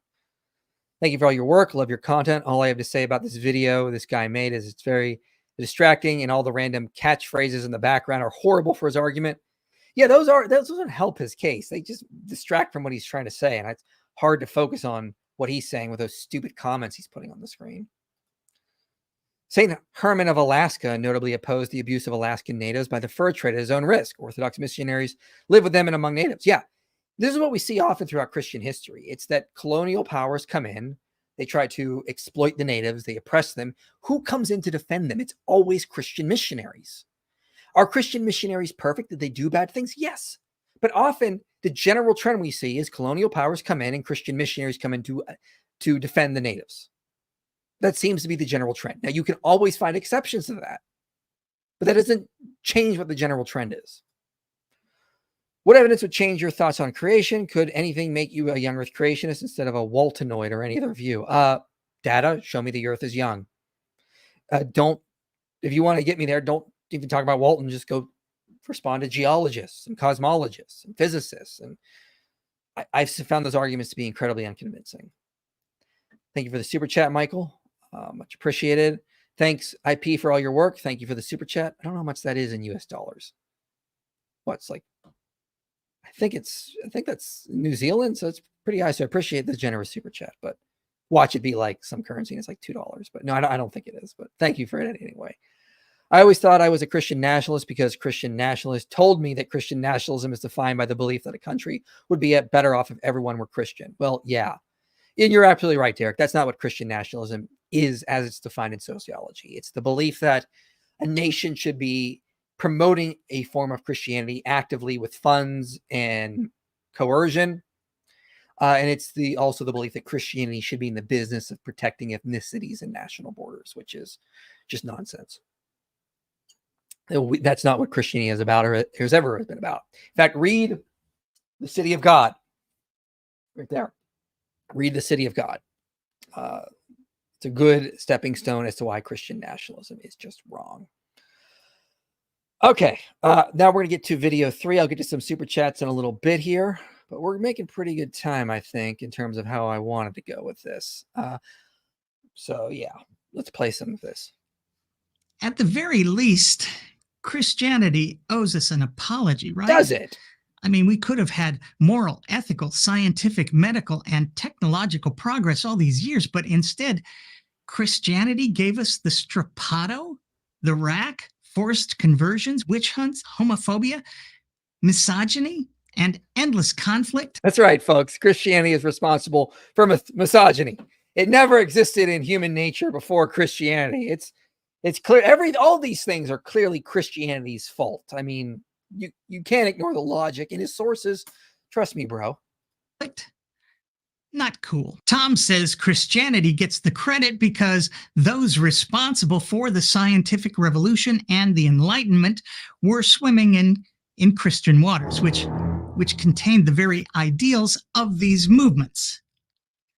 Despite, again, these ideals laying dormant. Notice the comment down here. Voltaire found a bigger boat as he was profiting off the slave trade and pushing racist, unequal nonsense. Meanwhile, abolitionist movement was thriving or coming out of the Christian tradition, like with the Quakers and later the Baptists as well. Despite, again, these ideals laying dormant or being almost completely hidden by the Christians for nearly 2,000 years. So that's just utter nonsense. Again, if you would just have read Holland's book, you would see these development of virtues happening throughout, like the Gregorian reforms around the year 1000. I've talked about earlier aspects as well. I mean, like with Constantine, I mean, he's just peddling this stupid myth that everything was hunky-dory and wonderful in antiquity. And then we had this big gap of the Dark Ages and the Middle Ages, and all of a sudden we rediscovered all these values. And that's just not the real history. If you would just read a book about from any historian, you would see this. I mean, read Clifford Bachman's book, The Worlds of Medieval Europe. He talks about this stuff too. So the question I have is this.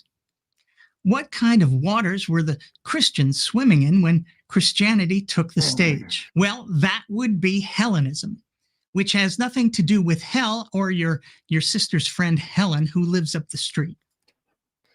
I can't wait for the jokes to start.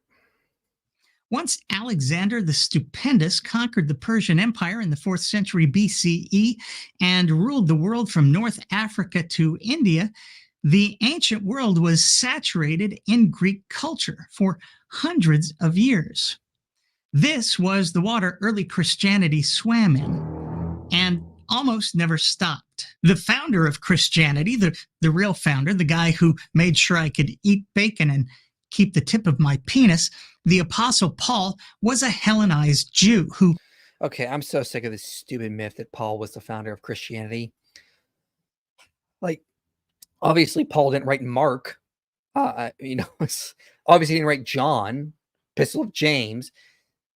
This is ridiculous. Paul quoted early Christian creeds and hymns like Philippians 2, the Corpus Christi, the creed in 1 Corinthians 15. Seung Kim notes that Paul was citing a lot of the Jesus tradition at this point that he did not make up. It's utter nonsense. This is just a stupid argument that atheists spread around with little validity. Now, back to the main point, though. He wants to say that, like what's going on with all this stuff about, like, let me back up a little bit and play it back a little bit more here, because I want to make sure I get his point accurate. Oh, right. About the idea that Christian was swelling in Hellenism. Okay. Why didn't Tom Holland talk about this? Well, he does. If you don't want to read his book, just go to the video description below this, watch his interview with Tim O'Neill, where he says Christianity was like a lake and there were various streams flowing in it from like Jewish history, Persian history, the Stoics. And he says, like, what Christianity does is it enhance certain values, place certain values at a higher standard than other ancients did, and it allowed them to develop in ways they couldn't have developed in the pagan culture or in the Jewish culture. So Holland never says Christianity evolved in a vacuum. That's just nonsense. Hellenized Jew who spoke Greek. The Gospels were written in Greek. And you can't swing a dead cat here anymore on YouTube without hearing some Christian excuse to just talk about the Gospels being written in the genre of ancient Greco-Roman biography. Numerous scholars of the Bible and of antiquity are now more and more pointing out the stunning parallels between the Gospels and the myths and legends of ancient Greece. So he's talking about Dennis MacDonald's work, I believe, and I got some stuff coming on that down the pipe. It may take a couple months for me to get there, but and Rome. The author of the Gospel of John calls Jesus the Logos, a Greek term and concept which predates Christianity by half a millennium. That's right, folks. That's clear. That's clearly all Greek because they use the same word. Referring to a universal divine reason which is part of nature but also transcendent. While the thinking of that time and place was diverse, the dominant philosophies and ideals of that period, from the Epicureans, the Stoics, the Skeptics, and the Cynics, are the water in which Christianity was born. And duh, Holland never denies there was influence from the Stoics. He has explicitly said so. And you can see that all throughout the Gospels and the writings of Paul. Both early and later Christian thinkers appropriated Greek philosophy, making it their own as well. I mean, I wouldn't use the word appropriated. Influence, yeah. That's just like applying modern concepts. Aquinas in the Summa references Aristotle more than any other non-biblical author. He quotes Cicero quite a bit too, as well as the Jewish thinker Maimonides, who was heavily influenced by Aristotle's ethics. To hear Tom Holland talk. And Paul explicitly quoted Aristotle in Galatians 5, for example.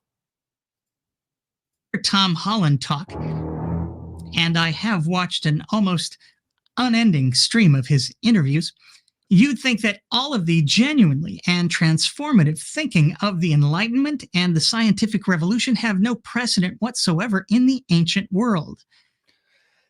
You obviously didn't watch enough interviews, because Holland has talked about how Christianity was influenced by other things in these interviews. Like, what is he talking about? That such thinking simply lay dormant and undiscovered within Christendom for centuries, and then popped up almost ex nihilo 1600 years later, the natural, almost inevitable fruit of the utterly unique soil of Christian idealism. Listening to Tom, you'd never know that the Greeks first proposed atomic theory, deduced both the shape and size of the earth, gave us mathematics, geometry, astronomy, medicine. Okay, math predates the Greeks. It's in ancient Babylon. That's ridiculous. Logic, philosophy, metaphysics. That's right. No one did logic ever before the Greeks, guys. Politics, biology, chemistry. No one did politics before the Greeks, guys. Botany, democracy, the jury system, or that Greek philosophers were very much concerned with the questions of ethics, morality. Yeah, no one did ethics before the Greeks. Justice, and the good life. Listen to Tom make... This is such a straw man of Holland's position. Like, again, as I said, he never denies this kind of influence, okay? What Christianity did was it gave many concepts new and wider application. So it took equality to new levels it hadn't been before. It developed the idea of separation of church and state, which didn't exist in the ancient world. Okay, it took sexual morality to places the pagans philosophers never considered. Okay, his main focus is on how Christianity gave rise to the modern world and pushed against the ethics of the old world. Let me put up some slides here, okay? Before we get to Holland, let me just note that, again, he's not alone in a lot of this stuff. So John Martins wrote a chapter in this book where he notes that early Christians were disgusted by the sexual ethics of the pagans around them. And what did they do? Well, they invented new language to describe the abuse of boys and girls and why it was wrong and evil and should be abandoned. For example, Edwin Judge notes that a lot of the ancient pagan thinkers looked down upon the virtue of mercy. They considered it like antithetical to rationality.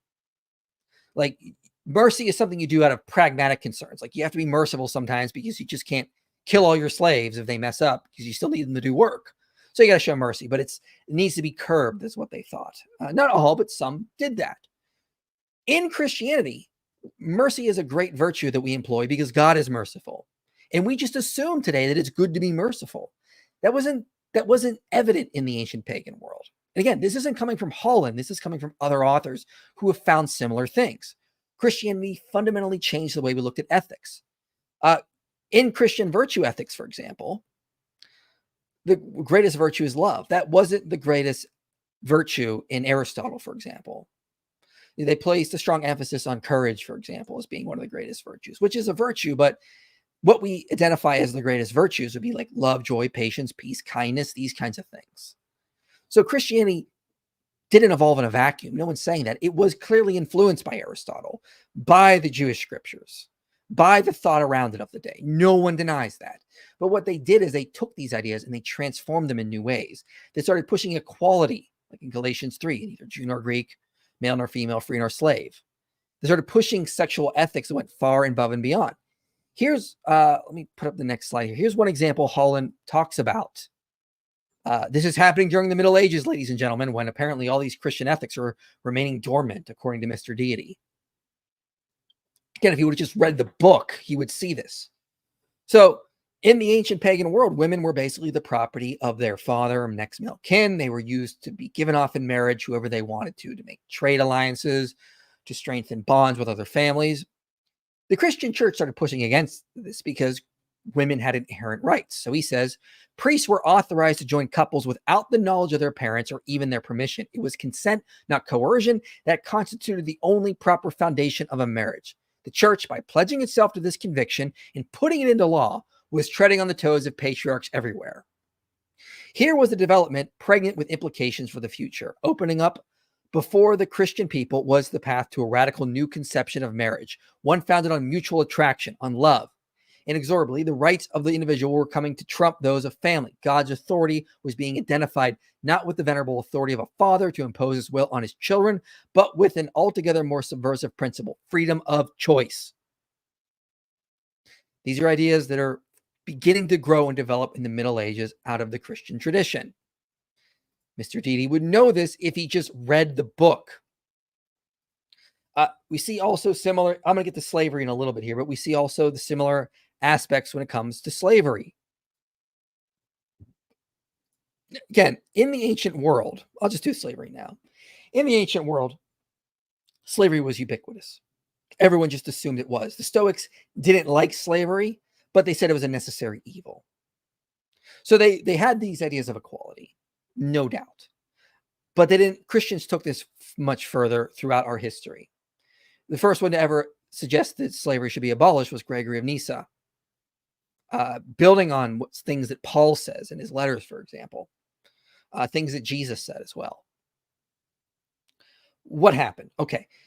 Everyone up until very recently just assumed that slavery was just a necessary evil or a good thing even. It was just part of human culture. Robert Fogel in his book notes this, that a lot of the pro-slavery arguments were, this has just been a human tradition that's lasted for thousands of years. Why get rid of it? We can't live without it. What happened? Well, within the Christian tradition, the idea of equality is being developed from what we see in scripture, and it comes to full fruition, and it starts to see the end of slavery from influence from Christianity directly. Okay. Again, everyone thought slavery was just the normal thing. The Zanj rebellion, for example, that happened in early Islamic, the Abbasid Caliphate. I always find that interesting because when the Zanj rebellion happened, the leader of that rebellion said one of his things he promised was, I will get you your own slaves. You freed slaves, you'll also get slaves. Okay? They didn't even think to abolish slavery because this was just the standard human custom. What happens is that all of a sudden, this radical idea happens within Christian ethics, Christian history, that slavery should be abolished. And it comes to full fruition. It takes over modern Western thought. And now we all think slavery is a horrible injustice. This would not have happened without Christianity. And this isn't just coming from Holland. Numerous experts note this. Like, again, there's a lot more research on this if you actually take the time to look. And I've been researching that because I'm planning to do a video on the history of abolishing slavery. It's some interesting stuff I found. Make the case that his values and the current values of the West have nothing to do with the Greeks and Romans. Cicero's great contemporary Caesar is, by some accounts, slaughtering 1 million Gauls and enslaving another 1 million in the cause of boosting his political career. And far from feeling in any way embarrassed about this, he's kind of promoting it. And so when he holds his triumph, people are going through the streets of Rome carrying billboards, boasting about how many people he's killed. Almost reminds me of, what is it? Oh, yeah, the way the Jews proudly canonized their genocide in Canaan. Notice that has nothing to do with what Holland was saying. This guy just wants to score cheap points. Do go on. This is a really terrifyingly alien world. And the more you look at it, the more you realize that it is built on systematic exploitation. So the entire economy is founded on slave labor. Right. Yeah. How horrifying. An entire economy founded on slave labor, you say? If you've lost track and you're wondering if Tom's talking about the Americas or Africa or the Indian subcontinent colonized by allegedly enlightened Christians, I don't blame you. It really is impossible to tell the difference, isn't it? In almost Again, he's not actually addressing Holland's points here. And he's ignoring the fact that what experts have found, that Christianity was crucial for ending slavery. Slavery was a normal human custom that Christians did engage in, like the rest of the world, like Buddhists, Muslims, secularists, like David Hume and Voltaire. Can't talk about them, though. Apparently, they were the enlightened thinkers who wanted to end this, according to Mister Deity. Actually, at the time, no, it was the Christians pushing for this, arguing from Adamic unity, the idea we're all brothers in Adam and in Christ, that led to that. Okay, he's really just doesn't even understand what Holland's point is and what he's making here. It's, oh my goodness. almost every way, this is a world that is unspeakably cruel to our way of thinking. And so this worried me more and more. Now, notice that Mr. Deity doesn't seem to get the point. Holland is trying to say the ancient world thought that, oppressing others that were of different, backgrounds or of tribes was a good thing. We would detest such things. We detest it even when Christians do it. Okay, what fundamentally reshaped these values away from honor and shame to charity and love? Okay, it was Christianity. That's the point. Was it the only thing? No, and Holland never says it was the only thing. And it was kind of like, I was thinking, well, I'm clearly not, as I'd vaguely imagined, the heir of the Greeks and the Romans in any way, really. Did you see what Tom did there? He cherry-picked one particular time, place, Interesting. It's cherry picking. instance, and then equated it with the entirety of the Greco-Roman world, dismissing their vast contributions to Western civilization out of hand. So Holland did not dismiss the vast contributions that they had. He's talking about one general aspects of the way the Romans thought. That's not cherry picking. Like, cherry picking would be if he was like, oh yes, this one philosopher said this, and that represents all of them. Kind of like what he did earlier with Thomas Aquinas. Funny how that works. It's when he does it, it's normal, but if Holland does something similar to it, that's bad. So double standard for sure there.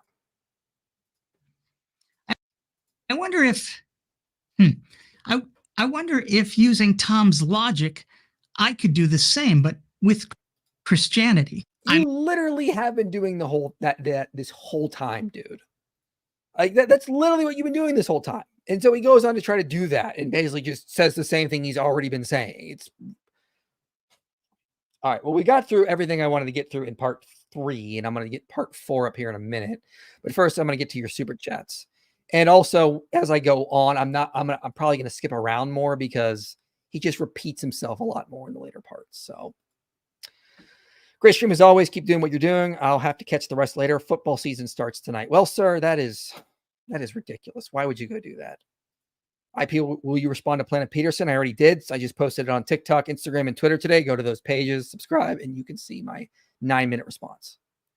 Christianity made me forget to turn off the stove, Mr. Deity. Sure did. Freaking Christianity.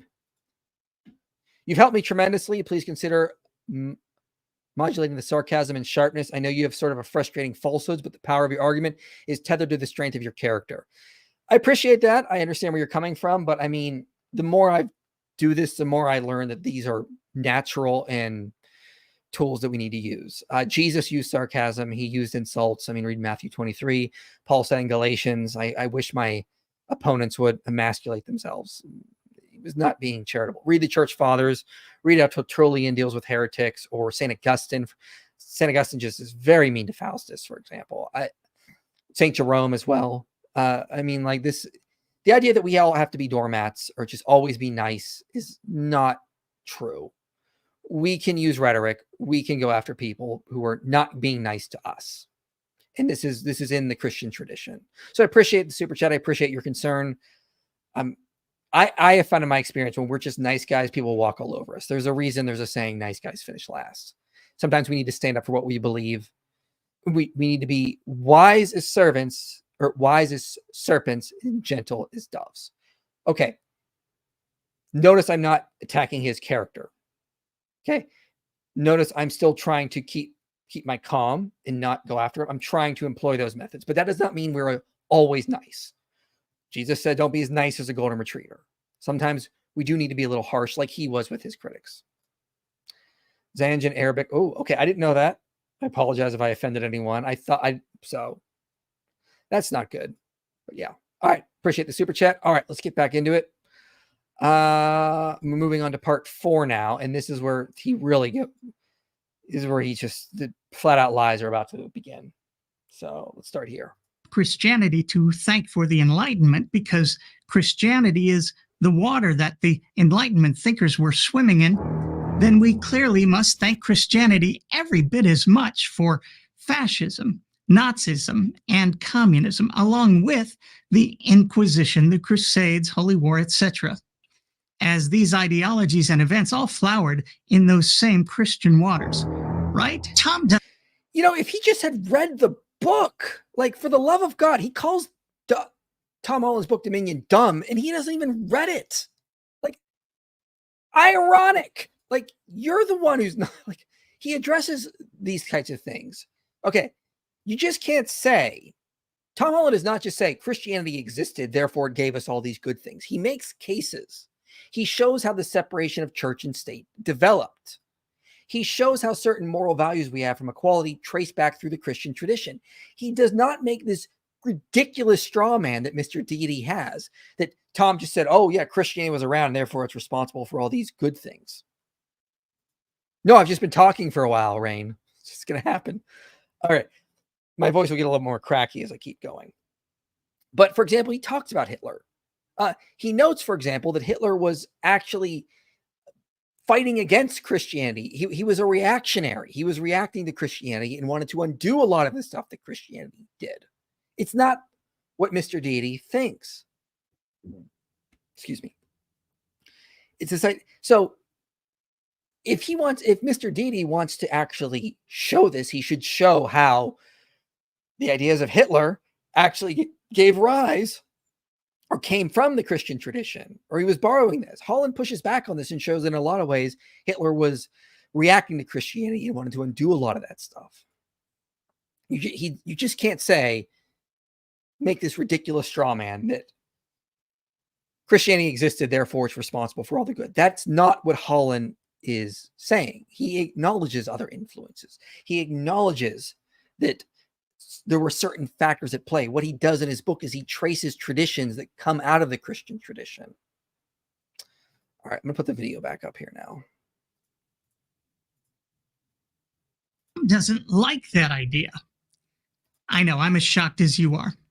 Regarding Nazism specifically, Tom is fond of telling people that Hitler hated Christianity. He doesn't just say it, he shows it using sources. I'm reminded of Seneca's comment that religion is regarded as true by the common people, false by the wise, and useful by the rulers. Whether Tom is right or not, Hitler swam in an ocean of Christian thought and influence. Did he not? He grew up Catholic. Yes, and he outright rejected them and was pushing against them. In a Christian country. And more importantly, guess who didn't hate him? The Christians who bowed the knee and willingly carried out his campaign of genocide. And why not? Hitler proclaimed that his was a mission from God. He had that put right on the belt buckles of German soldiers. The church in Rome celebrated his birthday every year, and the recently opened Pope Pius XII archive shows just how complicit the church was during the Holocaust. Okay. I can find no evidence that the Roman Catholic Church celebrated Hitler's birthday. I'm not sure where he got that from. He didn't give a source, but let's put this other article up here. So notice this isn't from an historian. It's from the Times of Israel staff. And they know they're getting this from this article reported in the Times. So let me put that up now, because that's where they say they're getting this from. We were complicit in Nazi crime, says German. So what? Not the Roman bishops. This is certain German bishops. Mister Deity takes this out of context. The German branch of the Catholic Church has admitted, to the German branch, not the whole Catholic Church, the German branch admitted its complicity in the Second World War. Clergymen have wrestled for decades with the church's position under 12 years of Nazi rule without stating clearly whether the institution as a whole had failed. Yet a new report from the Council of Catholic Bishops makes what one prelate described as a confession of guilt. The document states, inasmuch as the bishops did not oppose the war with clear no, and most of them bolstered the Germans' will to endure, they made themselves complicit in the war. The bishops may have shared the Nazis' justification for the war on the grounds of racial ideology, but their words and their images gave both to soldiers and the regime prosecuting the war as they lent the war an additional sense of purpose. The church relationship with Hitler was not a simple one. Weeks after the Nazi Party seized power in 1933, it signed a Reich Concordat with the bishops setting out the terms of an uneasy peace. Over the next decades, the two sides danced an awkward tango between hostility and collaboration. So it's complicated. And there's a great book I highly recommend people read, Church of Spies, by Mark Reibling, where he notes that the Roman Catholic Church was involved in 3 assassination attempts of Hitler. They were trying to kill him. They gave the German resistance their approval to off Hitler, and it would not even be a sin. It would be something really good.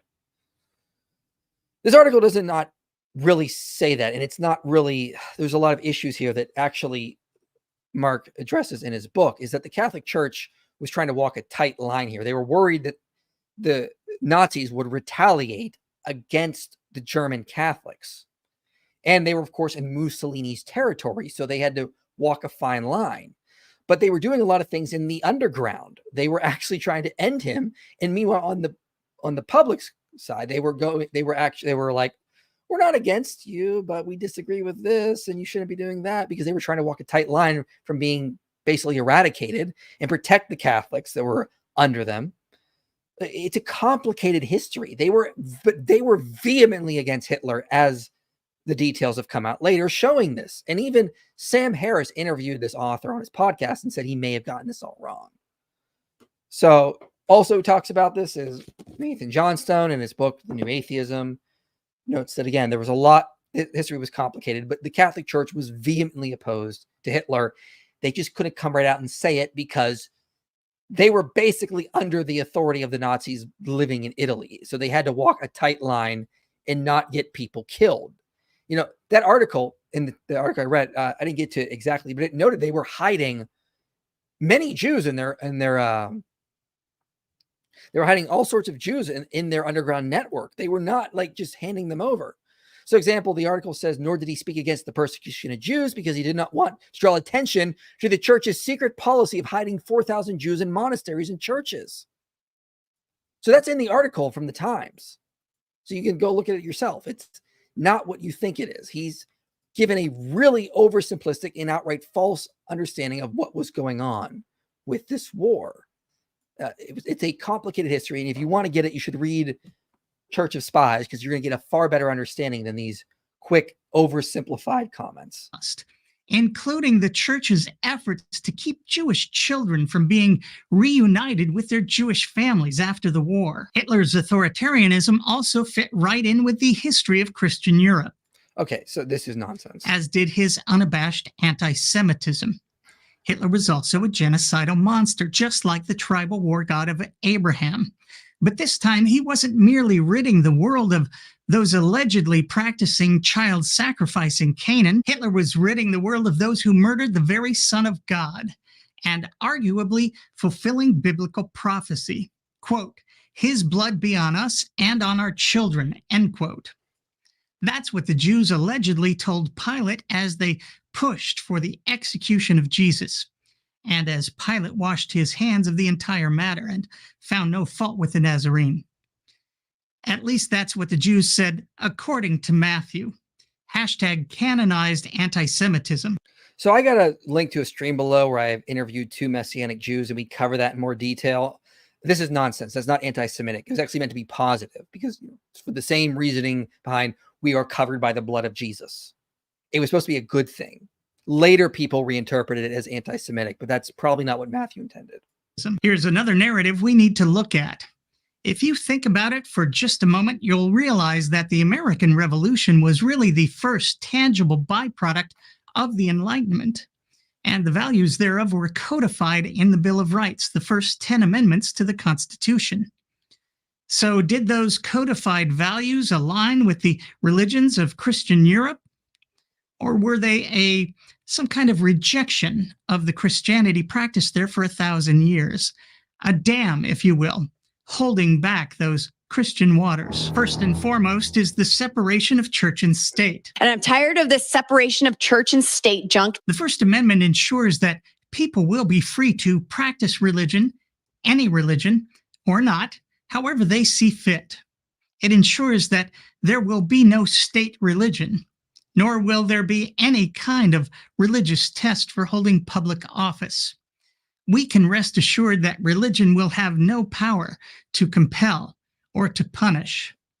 The mere opposite of what had been going on for centuries in the Christian West.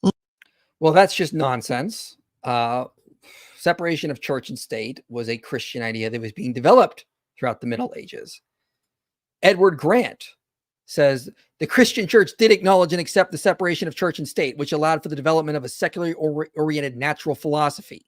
This wasn't present in medieval Islam, though. So, he notes separation of church and state helped the development of science, and it was a Christian idea. What is he talking about? Tom Holland notes that separation of church and state was already beginning around the year 1000. Whenever a priest was called upon to minister to the laity, even in the humblest, the most isolated village, there was an impact of reformato that could be felt. The establishment of the Roman Church is something more than merely a first among equals, as the general form of all clergy and of all churches gave clerics across the Latin West a common identity they not yet previously possessed. So we see separation of church and state was already developing. You can also read, prior to the Enlightenment, the Augsburg Confession of the Lutherans. Read Article 28. The interesting thing about Article 28 of the Augsburg Confession is that they wanted a separation of church and state, not because they were worried the state was going to meddle in religion, which is a lot of the fear people have today. The opposite. They thought the Roman Catholic Church was interfering too much in the state, and they wanted that separated. That's in the Augsburg Confession, ladies and gentlemen. Oh, and one more interesting source here. Alan Ryan, Mister Deity's own source, earlier notes that, again, separation of church and state was being developed as early as Augustine, which developed into the Protestant idea of it. Protestant conception of tolerance. Again, if he just read his own source, he would see that this separation of church and state idea is a Christian idea. All right, I'm not going to play any more of that video specifically because the rest of it is just him commenting on the Bill of Rights, and it just kind of goes on for a while, and I was like, it's not relevant to a lot of the issues I have, but we're going to move on to part 5 and 6, and then we'll wrap this up. Let me get to some of your super chats, though. Love your ministry. You helped me build tools to practice apologetics on my own. Thank you. Thank you, Daniel. I much appreciate that.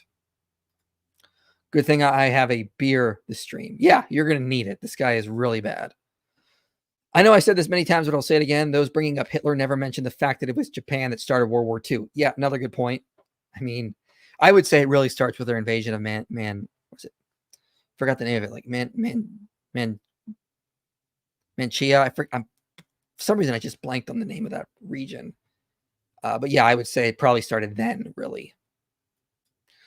All right, let me put up the video here, and we will get to the next part, part 5. This is where we're going to talk more about how Christianity gave rise to science, because Mr. Deity has issues with this. So let's start with this clip of Tom Holland, and we'll go into his response. Science, as it emerges in the 19th century, I think is entirely exclusive to Christian civilization. Without Christianity, we would not have science. Now, whatever you do, please, I'm begging you, refrain from mentioning any of this to the ancient Greeks. Okay, please.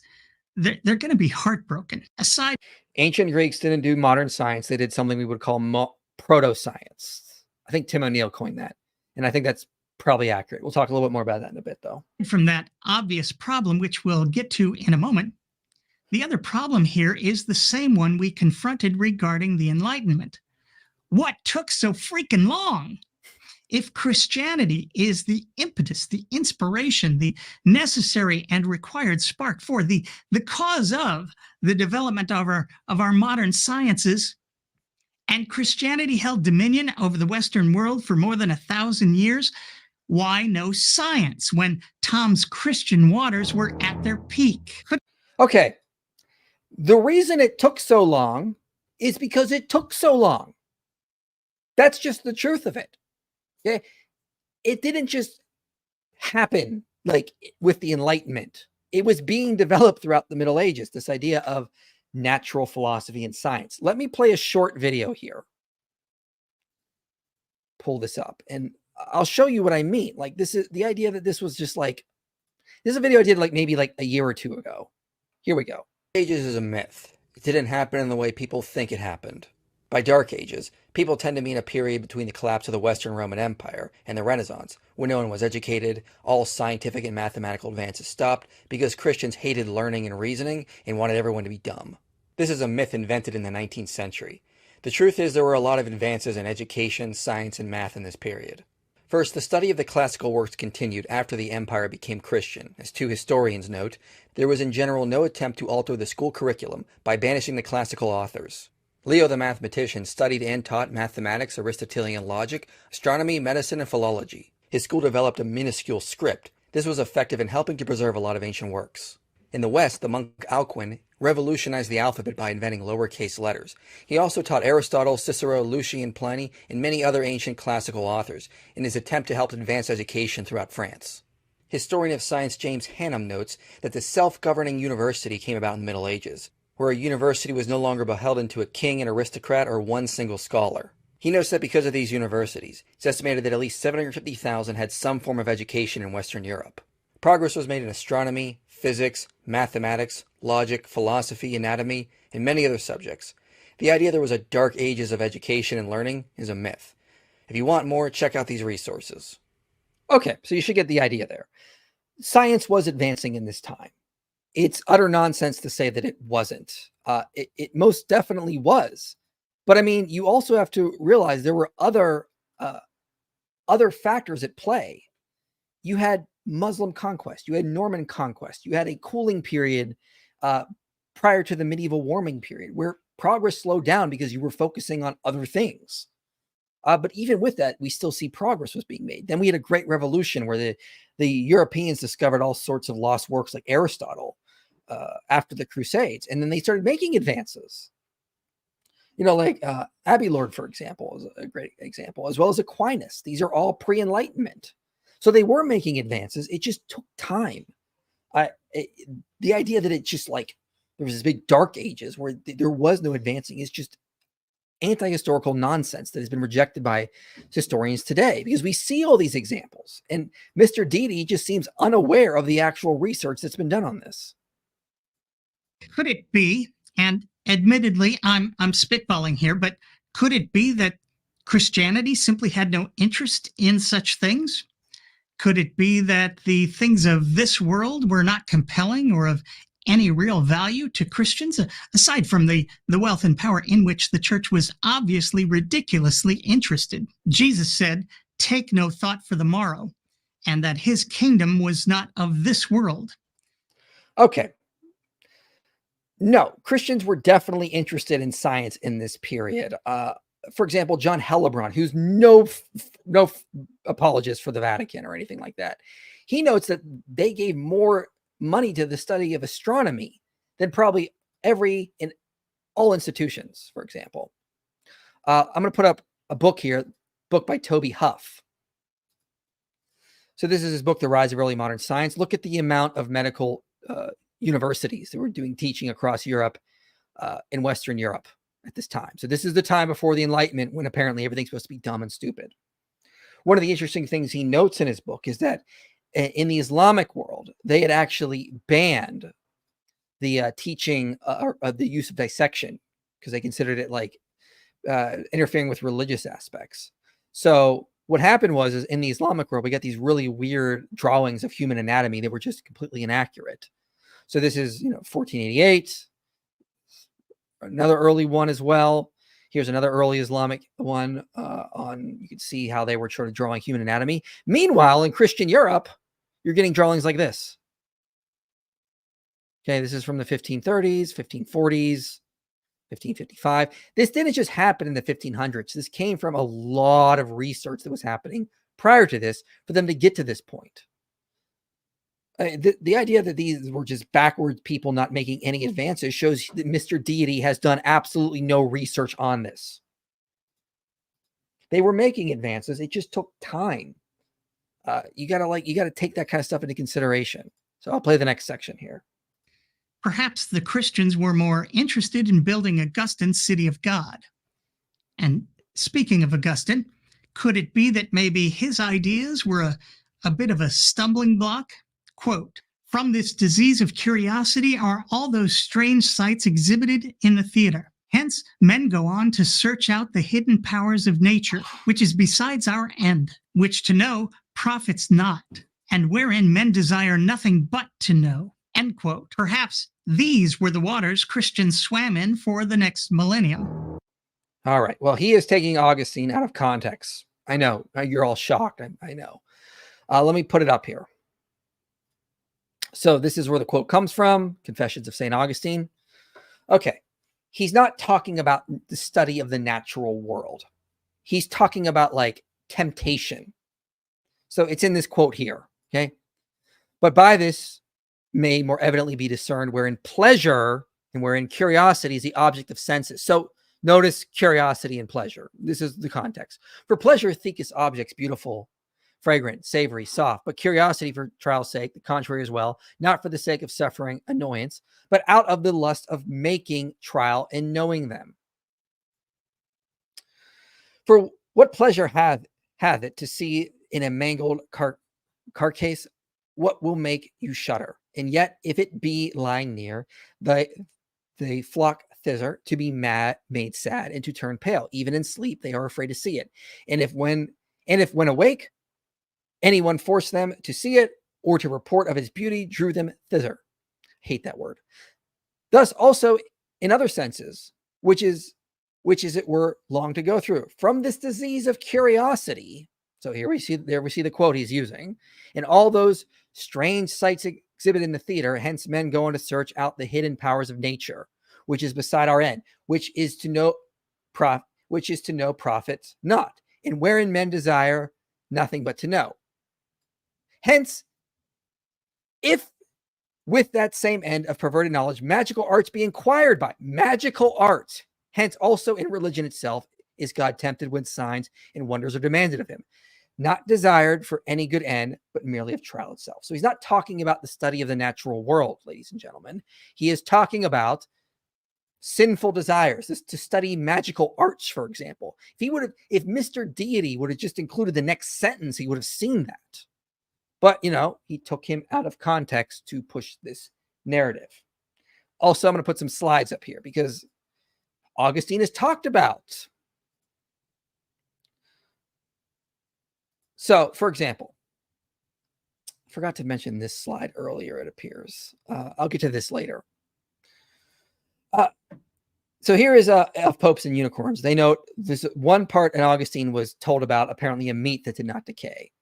I think it was peacock meat. So he says, this property, when I first heard of it, seemed to me incredible, but it happened at Carthage that a bird of this kind was cooked and served up to me. And taking a suitable slice of flesh from its breast, I ordered it to be kept. And when it had been kept as many days as make other flesh stink, it was produced and set before me and emitted no offensive smell. And after it had been laid by the 30 days and more, it was still in the same state. And a year after, the same state, except that it was a little more shriveled and drier.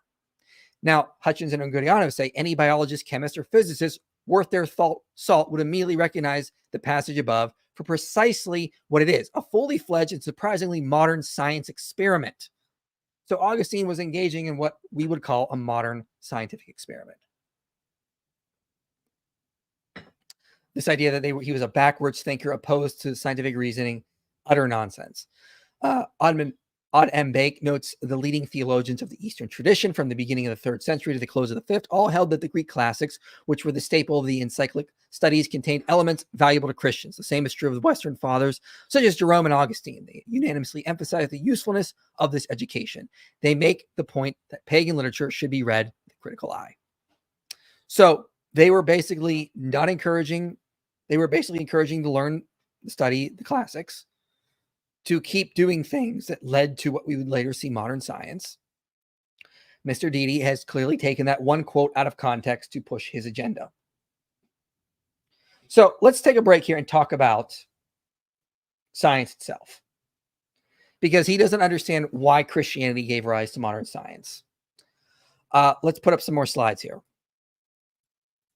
Now, again, I forgot to mention this slide from earlier, where he notes in Myth of Religious Violence that possibly a lot of the reason for a lot of violence in the past had to do with rise of secular powers, taking power away from the church and moving it towards the state.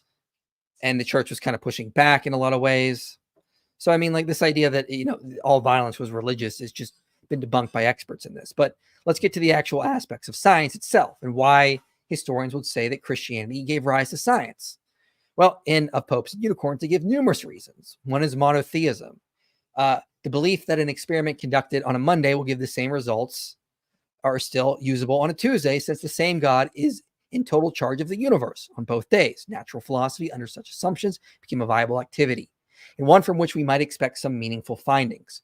Christian monotheism, thanks to its accompanying notion of a sensible and consistent God, provided itself with a good foundation for science. Pagans lack that. They also note the same can be said of the likes of Boyle, Hooke, and Descartes, and nearly all of the main players in the so-called scientific revolution. These pioneering philosophers believed their created minds could uncover the natural laws precisely because God had designed the former to be discerning and the latter to be discernible. This is another Christian idea that was borrowed into science. They note the belief in a free and unconditioned creator meant that scientists had to expand their mental horizons and then check their ideas by experiments to find out what God had actually done. By experiment to find out this aspect of the doctrine of creation, therefore, helped to initiate and then support the much lauded scientific method. So again, the aspects that we see in the Christian tradition with regards to creator led to the scientific method. Why do these early modern philosophers study the world? Because they wanted to know God who had made it. So again, other ways.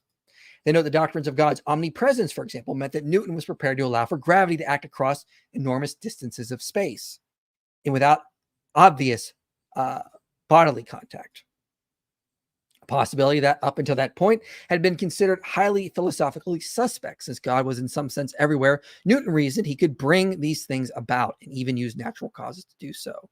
The great physicist's theology, therefore, was crucial to his model. Okay, they're not alone, though. Let me cite some other guys here.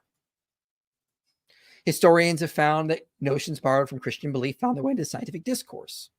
Okay, the very notion that nature is lawful, some scholars argue, was borrowed from Christian theology.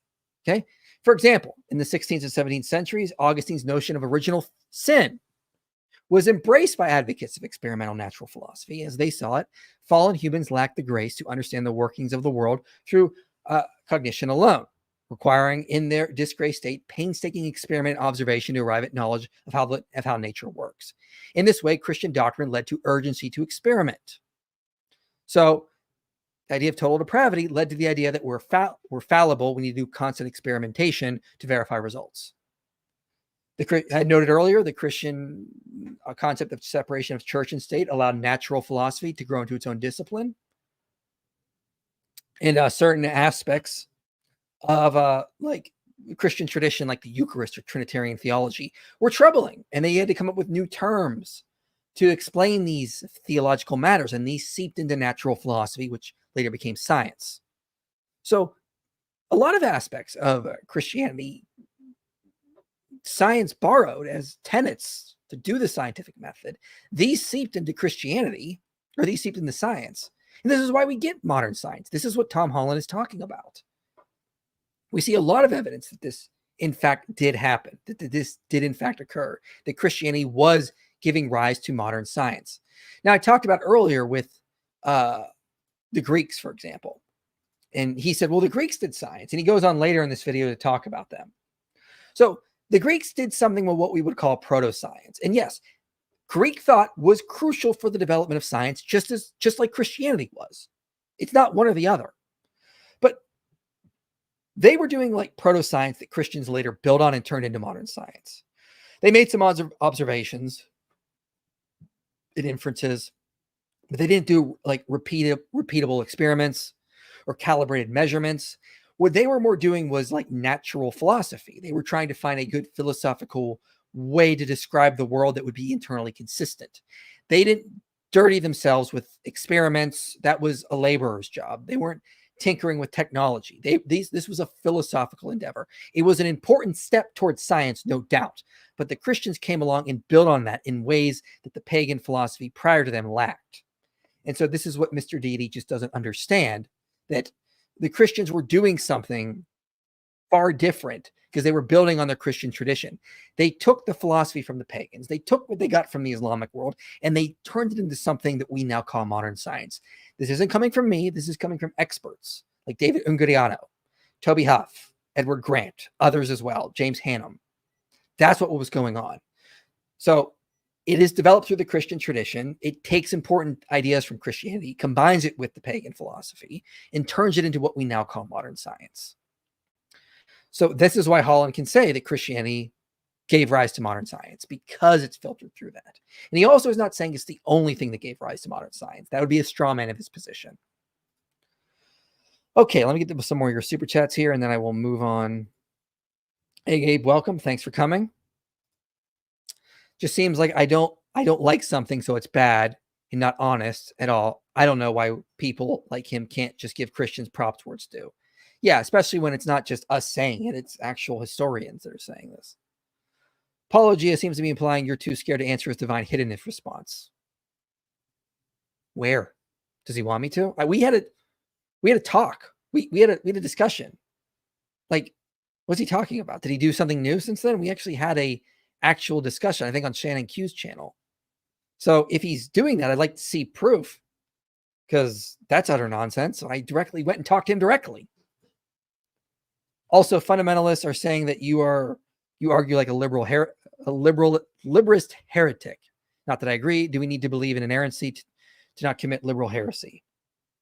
Listen, atheists will say I'm a fundamentalist, nut job, and fundamentalists say I'm a liberal, so I must be doing something right. When they make those arguments, they ignore the fact that liberalism is like the red-headed stepchild of Christianity. It took ideas it liked from Christianity. Read Charles Taylor's book, A Secular Age. It took ideas it liked and turned it into something different, divorcing it from its foundations and other aspects of Christianity. So there's going to be overlap, but we're not liberals because we have a different foundation, a different justification for these things. What's up? Keep up the good work. Thank you for the super chat. Much appreciated, Bill. Could you do a video about saints raised when Jesus died on the cross? Should we understand that literally or something else? Yeah, I would probably rely on Michael Licona for that, because I tend to take his view on it, which might upset a lot of people. But I think it's just ancient apocalyptic language of some sort. So thank you for becoming a member, Bill. We much appreciate that, because that gives us more donation support that we can use over the years. And as long as people stay channel members. All right, we are almost 2.5 hours in, and I'm going to get to the last part, part 6. This is where things get personal. A clarification. Throughout this series, I've been referring to Tom Holland as an historian. He's not. That is not his professional training. And that's no small deal for someone writing books on history. So this is just poisoning of the well. Let me put this up here. Tom Holland is a senior research fellow in ancient history from the University of Buckingham. So the University of Buckingham seems to consider him a senior research fellow in ancient history.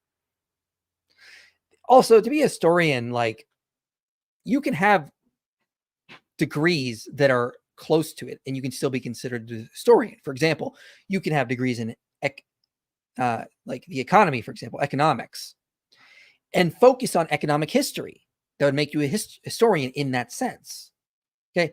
I don't know of major historical associations that are like, no, Tom can't claim to be an historian. As far as I can see, Most historians agree that he is doing historical research and would be considered an historian. If you don't like that, fine, but at least actually debunk his arguments by reading his book, which Mr. Deity clearly did not do.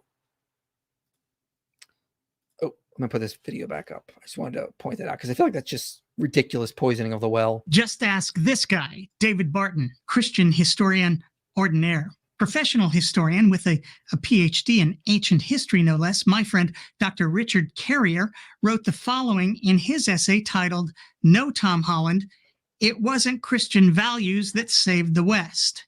I'll put a link in the description below. Okay, well, I put a link in the description below to a reply to him from Tim O'Neill.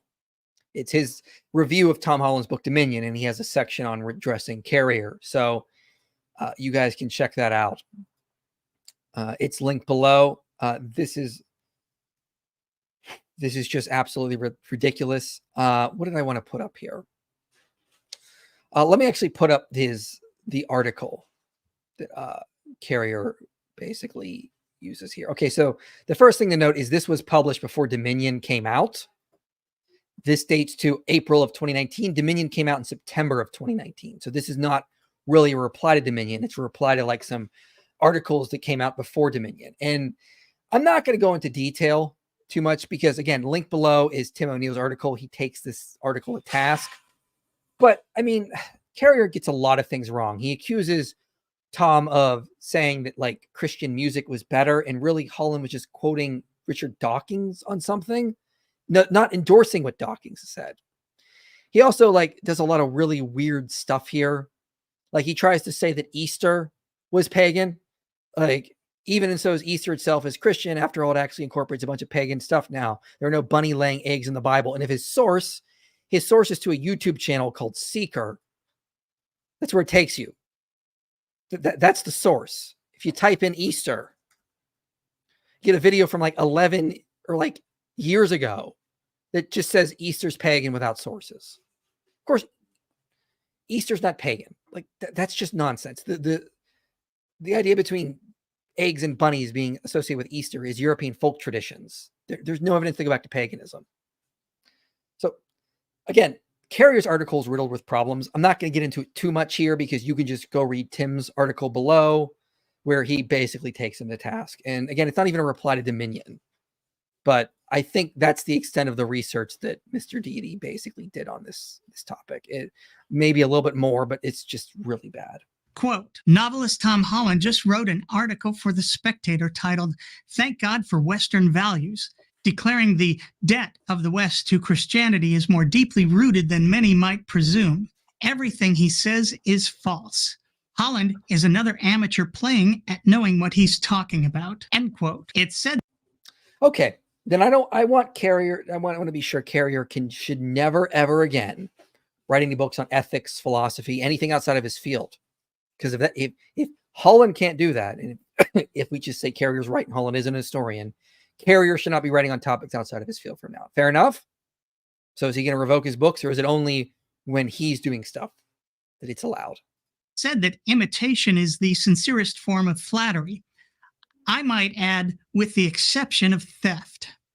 In the last nearly quarter century, there has been a dramatic shift as people sharing my point of view regarding religion and its value to society have stood up, spoken out, and toppled the traditional narrative regarding religion's worth both to individuals and to society at large. If you thought Christianity would take that lying down, you don't know Christianity. For some time now, Christians have been engaged in the kind of historical revisionism which makes the Dark Ages disappear. That's right, folks. Christians are engaging in historical revisionism that gets rid of the Dark Ages. It's not like historians are talking about this at all. No. It's just Christians. It's definitely not historians talking about this, showing the Dark Ages as a myth. This is just his Christian revisionism, apparently. Again, read Seb Falk's book, The Light Ages. Okay, this isn't coming from us. This is coming from actual historians. Read James Hannam's books on this. Read Of Popes and Unicorns. Like, what is the extent of Mr. Deity's research here? Like this, did he? It's like he just didn't do it. He just assumed a bunch of atheist myths were fact, and then how dare Christians actually do research to show he's wrong? Like, quite honestly, if he's not even read Tom Holland's book. I doubt he even watched full interviews of Tom Holland, or has even researched these topics on his own. Declares the church the champion of science, women, abolition, and imagines some kind of coherent, if self-serving narrative regarding Western civilization for which we should all be thanking God. One in which we entirely forget how the achievements of the West were secured and simply pat ourselves on the back for having secured them, whatever the cost to others. Case in point, like other Christian excusages, Tom likes to say that it was Christianity and the Judeo-Christian worldview that inspired the abolitionists and ended slavery here in the West. And it only took 5,600 years, according to the Jewish calendar, 2,000 for the Christians. Has there ever been an all-powerful God and religious framework so completely sluggish and impotent? Hey, Tom, who were those abolitionists fighting, by the way? Tom never bothers to tell us that the abolitionists were doing battle with other Christians. Mr. Deity, if you would have just read Tom's book, you would know that he actually notes Christians were actually fighting the Ottomans and the Muslims on slavery. He's got a whole section in his book where he says they basically went to Morocco. I'm going to see if I can try to find it here. They went to Morocco, and the governor there said, we can't abolish slavery. It's against our religion. Here it is. Let me put it on the screen, since Mr. Deity clearly didn't read the book.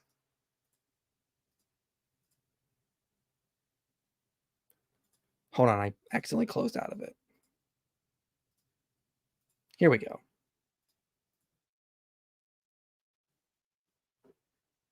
Issues here. Here's the section I was talking about. Okay, so he's talking about abolitionists that went there. It says in a sentiment in which the Sultan of Morocco was certainly would have concurred. Missions from British abolitionists continued to be swatted aside. In 1844, the governor of the island off the Moroccan coast flatly informed one of them that any ban on slavery would be against our religion. So he talks about this in his book, that they were actually going around and trying to stop slavery elsewhere. You notice it talks about this? I'll put the quote back up here. Or not the quote, the book I had.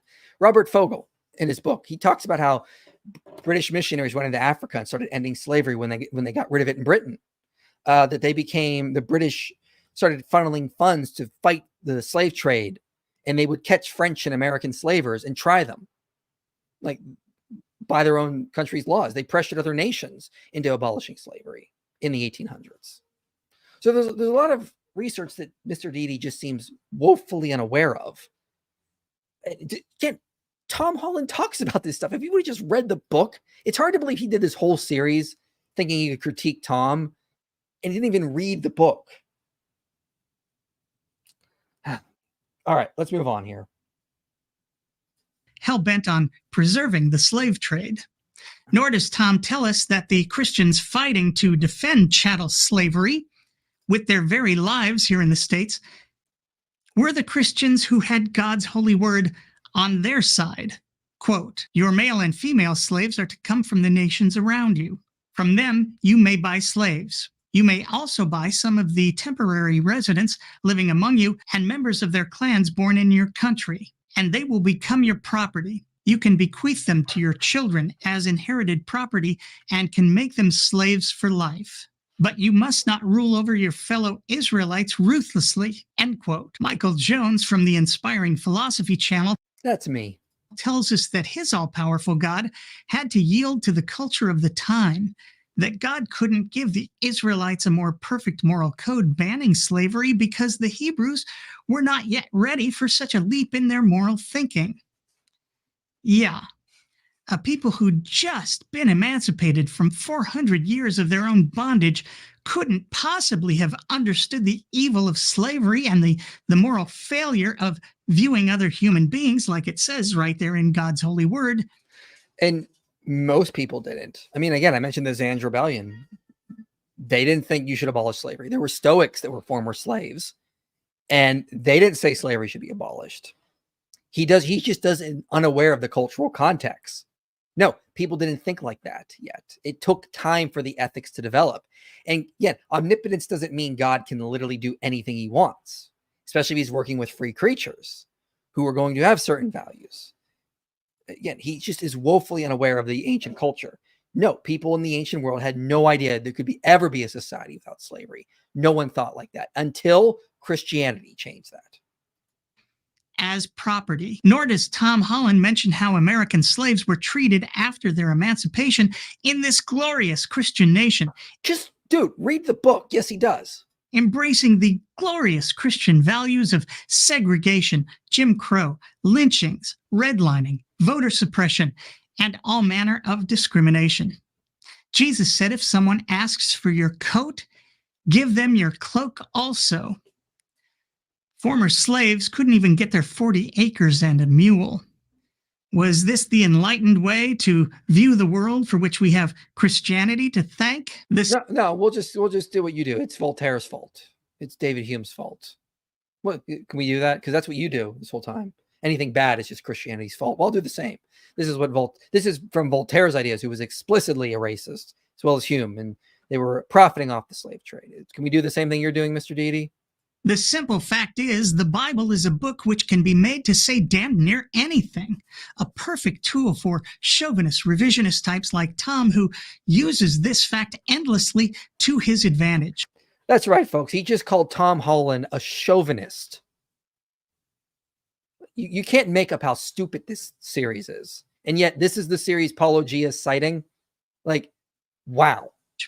The Christian Holy Book is pro-slavery, anti-slavery, pro-woman, anti-woman, pro-peace, anti-peace. Whatever you need it to say in the moment, there's a verse for that. Okay, let's just ignore his really bad understanding of exegesis and hermeneutics here. Regardless of that, this doesn't change the fact that most of our values today have come from our Christian history. That if we could make it say whatever we want, we've used it to make it say good things. And historians note that it's these Christian values that gave rise to this type of thing. That gave rise to the values we take for granted, like equality, women's rights, that children should be protected, separation of church and state, these kinds of things. So this is ridiculous. You can't make the Bible say whatever you want. That's just bad hermeneutics. You can cherry pick it to make it say what you want, but you just can't make the whole complicated narrative, the various authors, the various passages say what you want if you take everything in context. Okay, so this is just really bad. If that's the logic, we can make him say whatever we want. We should just start taking him out of context and make him say whatever we want. But yeah. So that's Mr. Deity, ladies and gentlemen. That's his horrible response to Tom Holland. It was riddled with problems. And I had to respond to it because it's just so bad. He's accusing us of being, he's calling Tom Holland a chauvinist. He's saying we're changing history, and he's really the one who's trying to change what the historical facts are. It's really ironic. I find a lot of these internet atheists accuse you of the very thing you're doing. Let's get to some super chats. Okay. With all of this history so easy to find in modern times, why would anyone create such easily discredit lies? Because he's not interested in facts. It's pretty obvious. He's interested in pushing a narrative. This is why he takes Augustine out of context. So I took Alan Ryan out of context. Do you believe in Deutero-Isaiah? Or I tend to favor Deutero-Isaiah. I think the third section of Isaiah is the same author as the middle one. He's just writing at a later point. Thank you, Edgar, for the extremely generous $500 super chat. Very much appreciated. Praise God for your ministry. God bless you and your family. Thank you so much. It'll really help us. I promise you. Thank you for gifting that. Thank you for gifting a channel membership, Bill. UIP, you're inspiring. Thank you. Much appreciated. God is omniscient and knew Satan, Adam, and Eve would fall, causing immense suffering for billions. Why did he create them knowing the outcome? Good question. The answer is there was no other way to create free creatures. There was going to be some sort of fall eventually. Check out my video, The Problem of Suffering, A Christian Response, where I talk about this. Also, it allows for a world with triumph, and that is going to create the greatest amount of virtues. And the greatest amount of virtues is what God is trying to create. With a world without evil does not allow for the greatest amount of virtues. And I discussed this in the philosophical language far more in that video. So I'm giving you very oversimplification. I don't want to take it out of context. See that video where I develop that more. And I'll be lecturing on that soon. And when I do that, I'll upload it to my YouTube channel.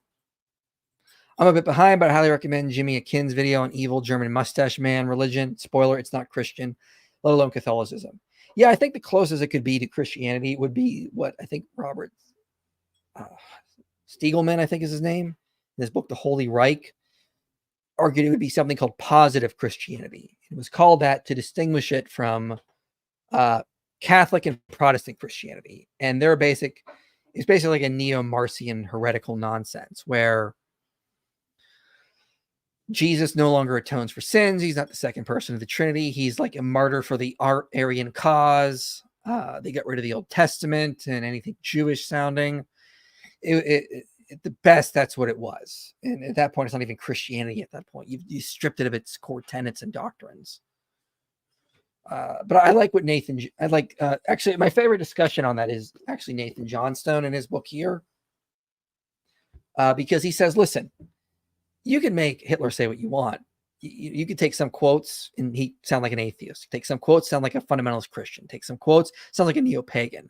Historians today are still debating about what Hitler's religious beliefs were because we don't entirely know.